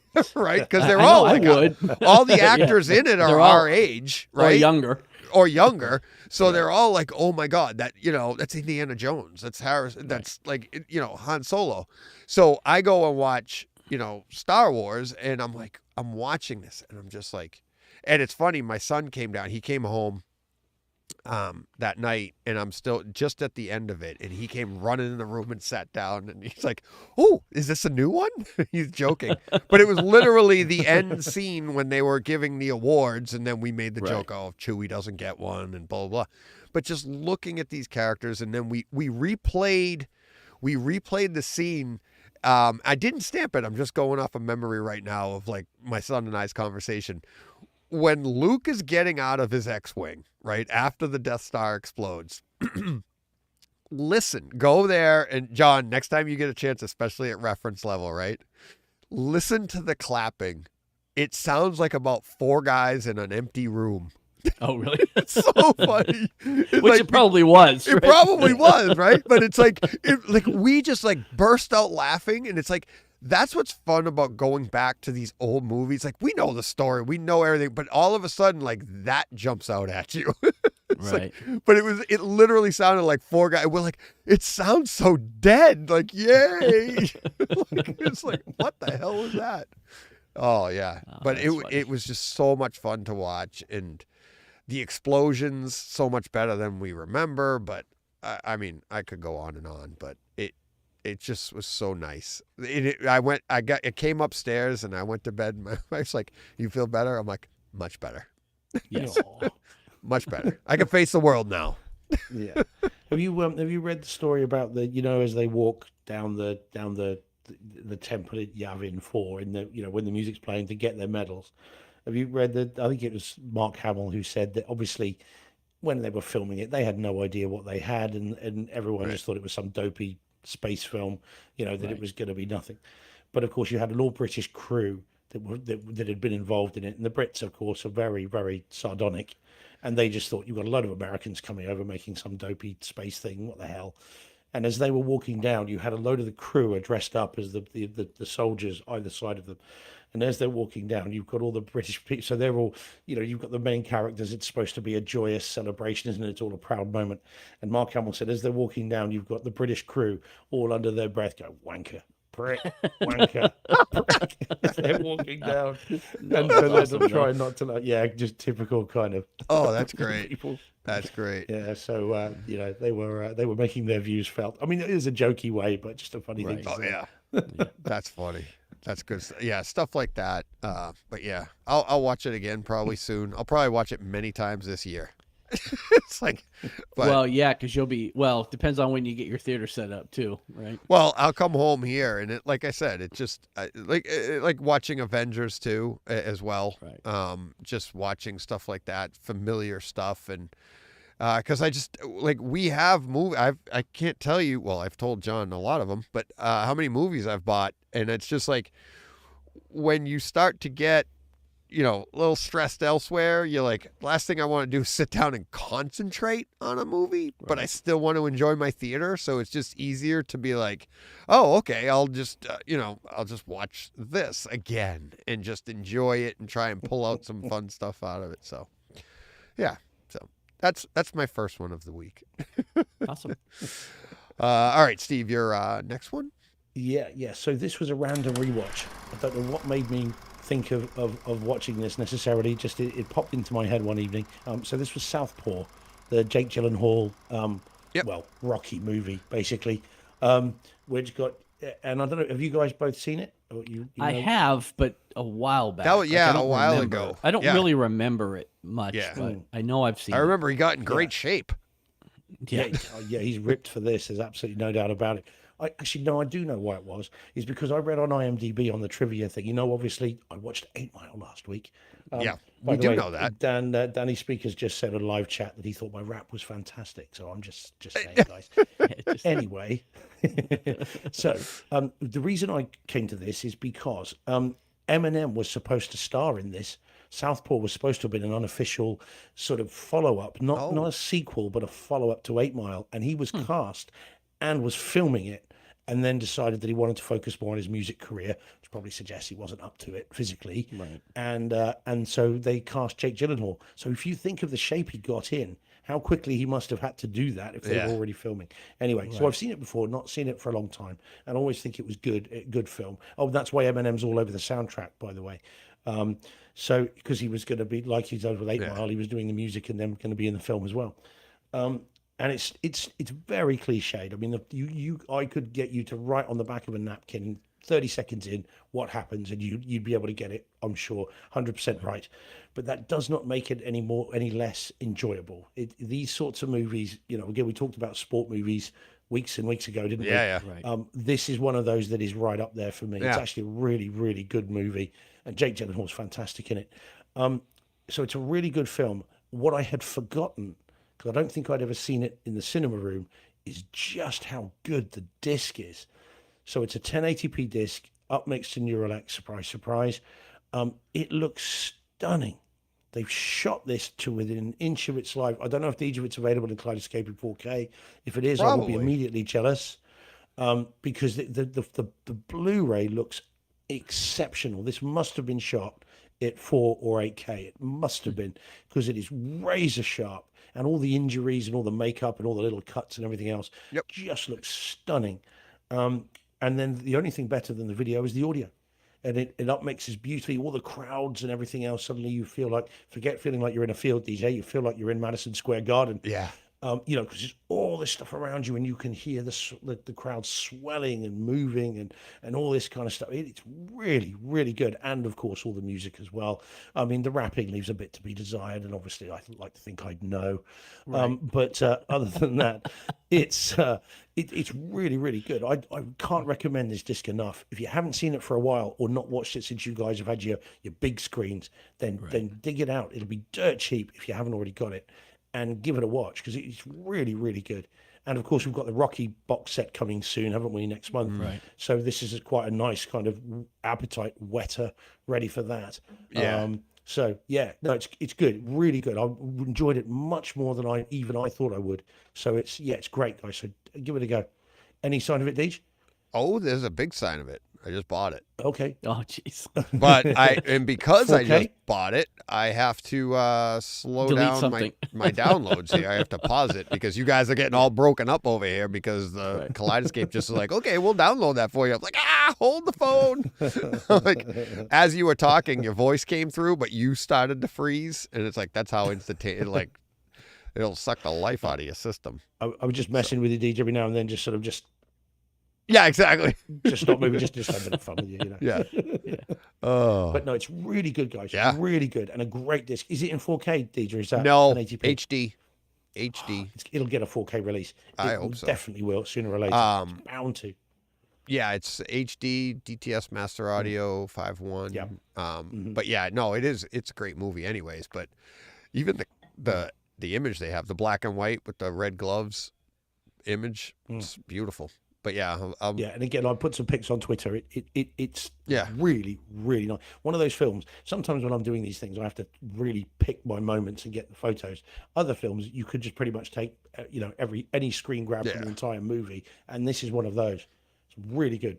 Yeah, so with that, speaking of Rocky, just as a sneak peek, I took a look at, I have the Rocky versus Drago version on Kaleidoscape, which is in 4K. Yeah, stayed away from it. Yeah, I can't wait for that. Yeah, so that's in 4K, and I watched a couple of the scenes. I haven't watched the full movie yet, but the scenes that I saw, which are like basically music videos, like his training montage, it looks spectacular in 4K. yeah. I really, really like it, Great. and it sounds fantastic. The there's different instruments at the back of the room. It just sounded amazing. And like, when he's in the barn and he's working out and the light coming in from the background, you get that nice haze and the light cutting through it. And then of course he's all like, Vaselined up or whatever, sweaty, but it just looks so good. I'm really looking forward to that entire box set in 4K. Me too. That's going to be great. Me too. The only thing that's slightly weird is it doesn't come with Rocky 5. Yeah, I'm not sure I'm buying it because it's incomplete. Now, 5 is the worst of them all by some distance, but it would still be nice to have it. I mean, obviously, I've got Rocky Balboa in 4K. I've got Rocky, and then obviously Creed 1, 2, and all that stuff. So I've got those. But yeah, not got. Is that how they're breaking it up? Like 5 to Creed is the next 4, and it's like, so is that how it works? But of course, we've already got Creed in 4K and Yeah, Creed 2. So it's like, but 1 to 4 are the good ones. So Yeah, I'm they gonna are. buy it. I've They got to are. have those. Yeah. I love Rocky. Well, 1, 2, 3, and 4, but 4 in particular. Oh, yeah, I do as well. I think if I had to rank as soon them, as I you would buy say- it, then there's going to be another box set in a year. That's Yeah, got but 5 that and always 6 in happens. it. Right, that's what I'm saying. So Yeah. it's like Star Trek. They did that with Star Trek as well. So Yeah. I've got to get it. I haven't seen Rocky versus Drago, so I need to see that. I haven't But seen it either. I know every frame of Rocky 4, backwards, sideways, up, down. So But is that part of the box set? Yeah. Oh, They're it is? separate discs. Okay. Yeah, they're separate discs in 4K.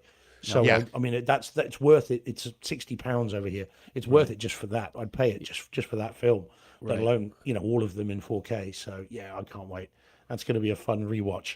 Yeah, I got on Kaleidoscape, Rocky is in 4K, but all the others are HD except for Well, right, Rocky. but see, a box set doesn't matter to you so much because you'll just buy the digital. Yeah, hopefully. I mean, yeah, if it comes out, if they release And when it, 5 yeah. eventually comes out, it's not like you have a box that it doesn't fit in. You just have your Kaleidoscape. Well, I kind of do have a box that none of these fit in because I have Well, to none delete of them other fit ones in, from it. in the box. Exactly. Yeah. So, all right. John, you want to talk about your next one? I can't wait to see what you thought of this. Yeah, so I watched Kaleidoscope, which was on Netflix, 4K, Dolby Atmos. Again, I know you talked about it a couple of weeks ago, but for anybody not familiar, this is the heist series that you can watch out of order, in order, however you want to watch it, and still get the get the whole experience. So yeah, I thought it was great. Really, really liked it. What I found out, because when you were talking about it, we kind of both looked at Netflix to see, what the order was, and it was the same for all three of us. The way this works is that once you watch episode 1, which is basically just the teaser, it's like 2 minutes long and it tells you what you're going to get. Then Netflix just randomizes the episodes for everybody that watches it. That's Black. So Black right? is the first one, right? And it's basically like 2 minutes long, and it just says, this is what your Kaleidoscope experience is going to be. And then you just hit next, and it's different for every user from there. Oh, okay. But what I did find, and I guess this was just random and just happened to me, I got episode 7, 8, and 9 in order. 7, 8, and 9. So at my the last end. 3 episodes, Yeah. I got at the end in the order that they were listed. I don't know if everybody gets them that way, but basically, my last episode ended up being the heist itself. Was the last episode I saw, which I but thought chronologically, would be, that's not the last episode. right. But that's what I'm Right. saying. But I watched all 8 episodes without actually seeing the heist. And then the last episode I watched was the heist itself. Oh, then that's not the like, that's how I did it too. But I see, is that what they're calling the last episode? Because that would, episode if you went chronologically, that would have been like episode 7. Right. But episode 9, it is listed by Netflix as number 9. Oh, really? Yeah. Oh. Like if you look at Netflix, just look up the show, it tells you what all the colors are in a specific episode order number 1 through 9. Oh, okay. I've never seen that. Because when you put it in your thing, I texted you. I'm like, I don't even know what that means because I only know colors. Right. Yeah. Right. So I was looking to find the text that I sent you that had all the colors on it. But anyways, Yeah. it's great. I still feel like there was a couple of things left unanswered, even though, like, watching the heist last, you actually already know the ending because you get the 6 months later episode. I've already seen that, so I kind of know where everybody ends up. But even then, some of the questions I had were answered in the heist episode. Correct. Yeah. Isn't which that took cool? place 6 months earlier. So yeah, it was pretty cool. At some point, I will probably do a rewatch of this in chronological order just to see if the experience is any different. But I thought this was super clever. I really, really enjoyed it.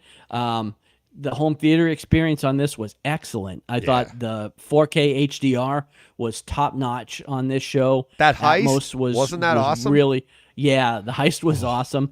There was some bass drops throughout this whole series. Yeah, that really hit pretty hard, even with the stream. And yeah, this was super fun. I really recommend it if you haven't seen it. And then just there's a million posts you can go look on the internet to tell you which order to watch these in. I say just let Netflix do its thing. Just hit play and let it go. It's going to be random and it doesn't matter. Like, I ended up watching it. I wrote it down just for my own records. It was like 1, 6, 4, 3, 2, 5, 7, 8, 9. So it's like completely out of order. But it doesn't matter. Because you are jumping around all over the place, but you're asking questions, you're answering questions. And I think you ask more questions this way than if you would have actually just watched it in chronological order. Right. Some of those questions you wouldn't have even had to ask because they would have already been answered for you. It's kind of like Star Wars. Yeah. If you watch Star Wars chronologically, it takes all the fun out of it. Right. What we experienced back in the 70s was like, that's his sister? Like, why is that a question? You know it's his father. You know? Yeah, exactly. Where's all the fun? Yeah. super fun, That's really awesome. enjoyable, and yeah, good home theater experience. So it's funny. Braden Russell over on HT Guys, he watched it and he mentioned me in their podcast last week. He's like, DJ watched it, and because he talked about it. And I'd seen his order, and it was different from mine. So now he's like, he said in the podcast, he's like, I'm thinking of going back and watching in DJ's order and seeing how that is. And then, and that is kind of what I went back and I watched a couple of episodes now knowing different information to see. And it's like, you can watch this in any order, and you're never going to be at the ending going, well, I know everything. And that's what's amazing when you think of every episode is going to answer a question but leave you thinking of something else. Right. But I feel like there was still 2 major questions for me that went unanswered, which bugged me a little bit. But, I mean, that happens in almost every show you watch. But like I said, going into that heist episode, I had some big questions that it actually answered. That episode answered for me, even though it was way out of order. And you'd already seen the quote ending. Right. Isn't that cool? Yeah. So a lot of fun. Yeah. All right. Won't it be ironic, John, if 1, 6, 4, 3, 2, 5, 7, 8, 9 end up being the numbers that you win the Powerball with? Exactly. 'Cause I'm going to play them. Yeah, exactly. I'll be out playing violet, blue, green. Oh, wrong. Right. That's the wrong lotto. Yeah. All right. I'm up next. Yep. All right. Plugging along with Westworld, 4K Atmos on the Kaleidoscape, and I am getting deeper and deeper into the story. Really enjoying the story. I'm especially. For anybody that hasn't seen it, I don't want to give anything away, but the piano plays a big part to me in it now, symbolically. And once you get into it, maybe you'll know what I mean. But I love that little note, and then, no pun intended, but then just the storyline, how it's playing out, it's getting very intriguing to me. I've never been this far into it before. But also the picture and the sound, it is, another one from, HBO. These all came out streaming on HBO or on cable, but they do top-notch stuff on disc. No doubt about it. And it's, like I said, this one actually plays a little loud. This last episode, I did forget to turn it down, so maybe they did it. But the early episodes were like when I first started it, I couldn't handle it. I had to dial it back. But now like I said, the last episode, I think I'm on 4 or 5, season 1, and I didn't turn it back, but there's some nice sounds all over the room, discrete sounds, especially with, the music, which I also think is another note to like what's going on here. Because a lot of that music you hear in the background, it's modern music put to like that Western theme. So they're recreating art with art, and just really cool. But the way they move that music around the room is really cool. Lots of fun. Lots of home theater fun out of this. Plus, I am still enjoying the story. So, haven't fallen off a cliff yet, guys. So, All right. I wonder what got you to watch this, Steve. Your next one. The Meg. Yes. Yeah. I suddenly decided to rewatch this as well. Was that because of my Jason Statham adventure last week? Was it you that mentioned it? Someone mentioned Jason Statham, didn't they? He's like that, isn't he? Like you start thinking of his movies and you go, I gotta watch another one. Yeah, well, the Meg's a film I've seen, a number of times, but I haven't seen it in 4K for a while. I've never seen it. Yeah. Okay. Well, I haven't either. So. Okay. Well, I don't know whether to recommend it to you or not. If you like your very cheesy shark films, that's what this is, albeit with a bigger budget. So the effects are pretty good.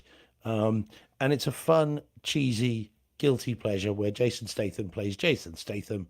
And it's like, if The Grey is Wolf Puncher the movie, then this is Shark Puncher the movie, kind of similar sort of stuff. It's not, terribly realistic, and by not terribly I mean not in the slightest. But it is fun, and it's a fun film, and I've seen it. I must have seen it 4 or 5 times now. What is good and is recommended is the disc, because it looks, it's very high contrast, so everything is bright, and just made for 4K. And the Atmos effects are really good. It is an Atmos. By the way, guys, if you do pick up the disc, this is one of those Warner's ones that defaults to DTS HD. So make sure anyone watching, you've got to select Atmos, otherwise you don't get that track. So watch out for that. But it is a fun one, and there are sequences where there are little underwater, like little how would you describe them? Little mini submarines, I suppose, and they move around a lot.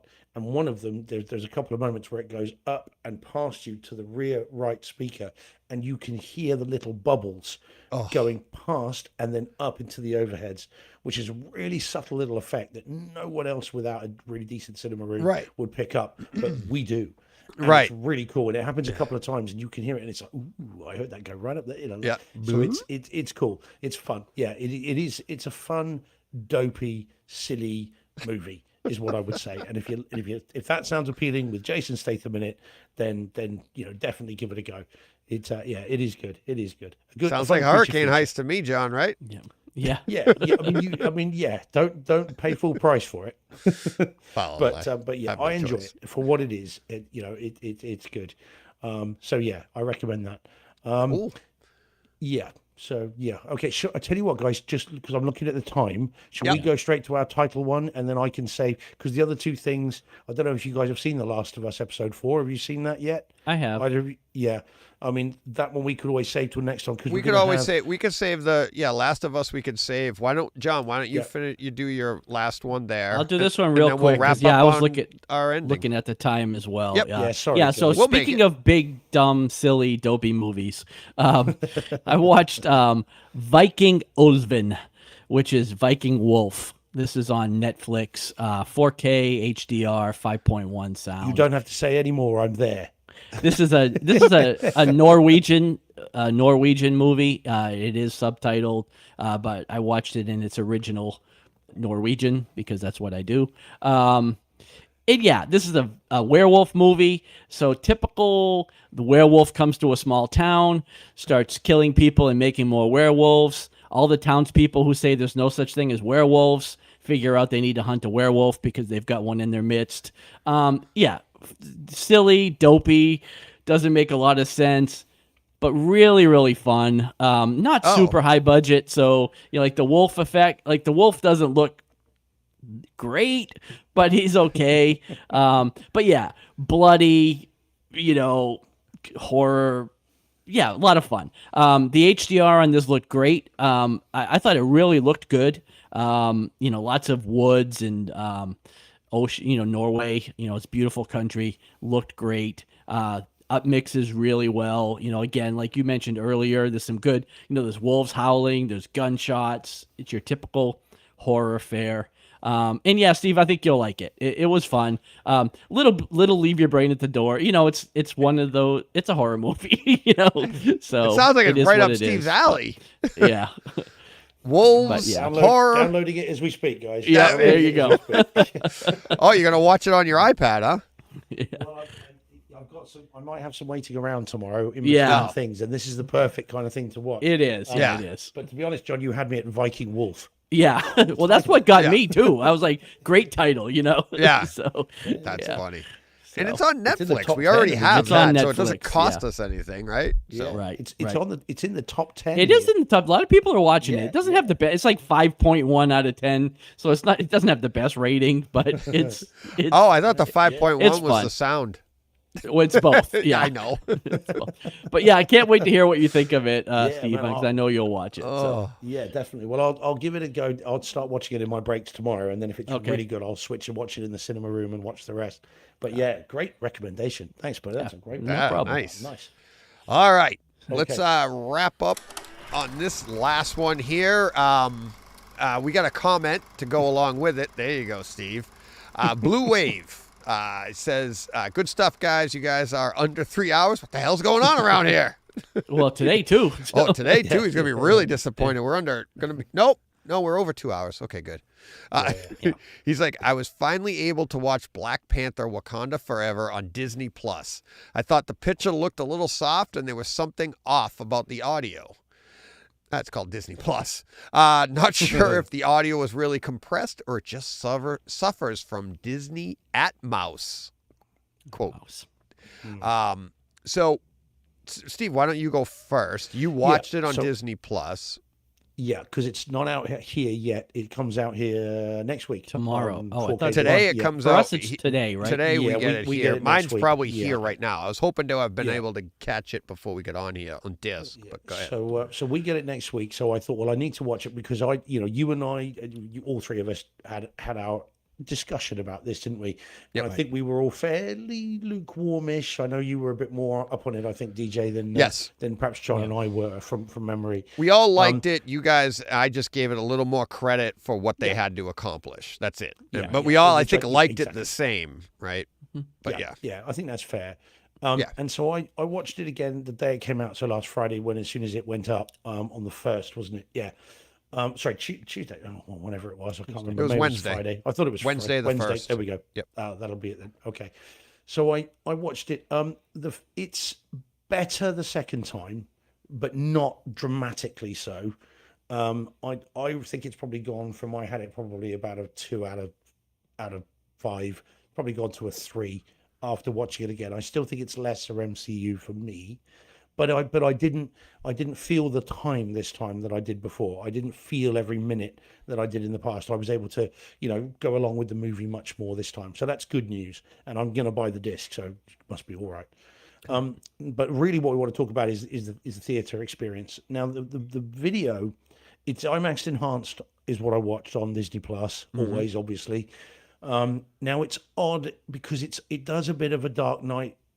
And The Dark Knight Rises, it flips between some sequences that you'd think should be an IMAX that aren't, others that you would have thought shouldn't be and that are, and it can flick in and out, and including only a couple of shots.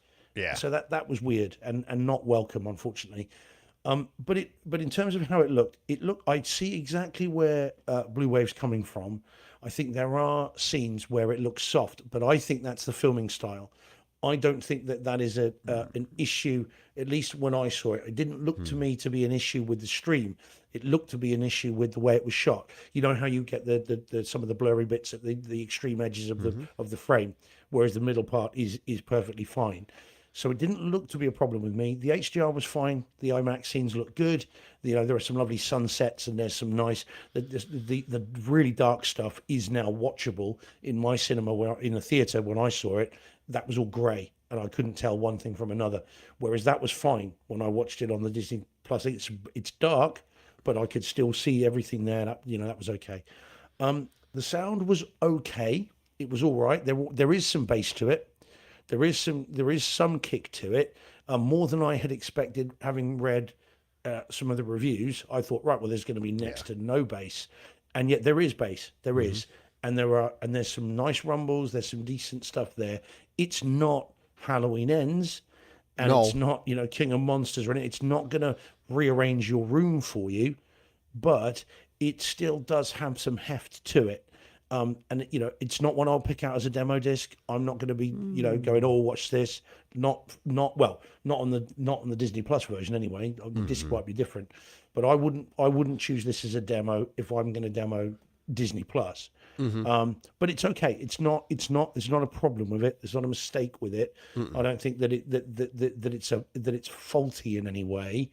It's just it could be better, but it's fine. It's fine. I thought it was okay, but I know you had a better experience with the Kaleidoscape version, Deej. Yes, yes. So do tell. So when this dropped, like I said, it's like we don't get pre-sales on Disney titles on Kaleidoscape, so you just have to get up, see it there. And I got up, and I actually had to search it, right? So it's like you go and you'd think it's like first thing in the morning it would be Wakanda Forever available, right? Nope. Right. I actually had to type in Black Panther Wakanda Forever, and then it came up as available. So I got it that early in the morning, that before Kaleidoscape even advertised that they had it available. Grabbed it, watched it right away, and it was I I called Ralph. And so Ralph Potts had done a review on it, and I loved his review because his review is like pretty much how I feel about it, with the exception of he didn't feel like, and we had a great discussion about it, that he felt like they could have utilized the Atmos channels more to pull the sound over your head a little bit more. Like he went as far as disconnecting everything to see what was coming through the Atmos channels. And he thought that his overheads were just doing more ambient stuff when there was an opportunity there. He felt like on some scenes that you could have been more discreet, had a little bit more sound coming from there. So I'm not going to argue with him. But I was blown away. I thoroughly enjoy this. And Ralph and I had a great conversation. And like Ralph said, this isn't a disc that you would go, he goes, he doesn't understand either. Why is there saying no bass? Because I've got a scene for you that for when you get this disc, I want people to, up it. I did it, especially with the conversation we had today. I did it at reference. I did it at -5 and -10. And it's at 42 minutes and 30 seconds. And it's when, it's not a spoiler, everybody knows Riri's in it, but she turns out the lights. Okay, you know the scene I'm talking about, Steve. You know it, John. Well, she turns out the lights and there's a thump. And every single time, and it, like I said, 42 minutes and 30 seconds, every single time I could feel it right here like a pool cue. I've never experienced it that discreet before. Like she turned out the lights and went, boom, and you felt the bass hit you right in the sternum, right there in my seat. And I was like, I moved over to the next seat, same thing. And I'm like, this is amazing. So I didn't get that in Disney Plus at reference. Okay. I backed it to 5. I could still feel it. It just wasn't as discreet, nice. At 10, nothing. You just heard the sound, dude. It's like you turn out the lights in a movie, you go, boom, and that's all you get. You just get the sound like what I just did. This actually, I felt it, and I loved it. And there's stuff like that all the way through. And I mentioned to Ralph, I go back to the Cambridge chase scene. It's not a spoiler. You'll know what I'm talking about when you get there. But the Cambridge chase scene, and one of the things about this movie that my wife liked when we saw it in the theater is she loves the music from the Black Panther movies. Absolutely loves it. She said it's the best music in MCU. In my home, I didn't get this in the theater, but in my home, the lyrics were overhead. But then, like in the Cambridge chase scene, you could hear the dialogue from the characters, whether they're in a car or whatever, and whatever they're doing, but you could hear them talking in front of you. But then the lyrics from the song playing, never mind that the music's going dum, dum, dum, dum, dum, all around your room, but then the lyrics going on, they're hovering over your head. It was so nice. You're nodding, Steve. So I know you got a little bit of that, I think, on Disney Plus. Yeah, well, when you first see what's his face, old Namor, yeah, when he first comes out of the river, and you hear the music for the first time, his theme comes out of nowhere. Yep. It made me jump. I jumped out of my seat. It's even more so. And it's kind of up in the overheads, and I jumped. I was like, whoa! I was not expecting that. It was great. Yeah, it's in going from the stream to Kaleidoscape was, and I went through and I watched some of the scenes. I was not impressed at all with their IMAX enhanced. They're switching, and there's only I think I counted 5 IMAX enhanced scenes, and they're scattered. And you're like, there's almost like no rhyme or reason. I didn't get that, but it is definitely muted compared to what I think you're going to get on the disc. I haven't gone back. Ralph and I haven't talked since we both compared notes, and we're going to go back and watch some scenes again. But I'm wondering, maybe I can't wait to get the disc, because I know the disc is Disney's 66 gigabytes. Kaleidoscape, this is a 98 gigabyte download. So maybe I get a little more fidelity. I don't know. Maybe that helps with my overheads. I don't know. I got to imagine that even if it is, it's fairly similar. I know the disc is going to be fairly similar, because Ralph was very impressed with it too. It's just that one thing he felt like they could have utilized, and he was a little disappointed, to be honest. That's what he said. He's like, and he wrote that in his article. He felt that you could do a little bit more. but my overall feel is exactly what I wanted. When I saw this in the theater, I knew I was being let down sonically. I was like, this isn't what I want. I'm hoping I get more at home, and you do. And you will, and I can almost guarantee you'll get more out of the disc than what you got on Disney Plus. Okay. And it's in the 4K. Same thing you were saying about the night scenes and stuff. No, it looks so good. There's so many dark scenes in this, and Ralph and I raved about that as well. And it was just like it's such a gorgeous looking picture throughout because it's so colorful too, with the two different worlds that we're experiencing in there. Oh, it's great. I had a blast with it. At 46 minutes and 45 seconds, there's a slow motion explosion, a water explosion, right? But the explosion goes in slow motion, but so does the bass.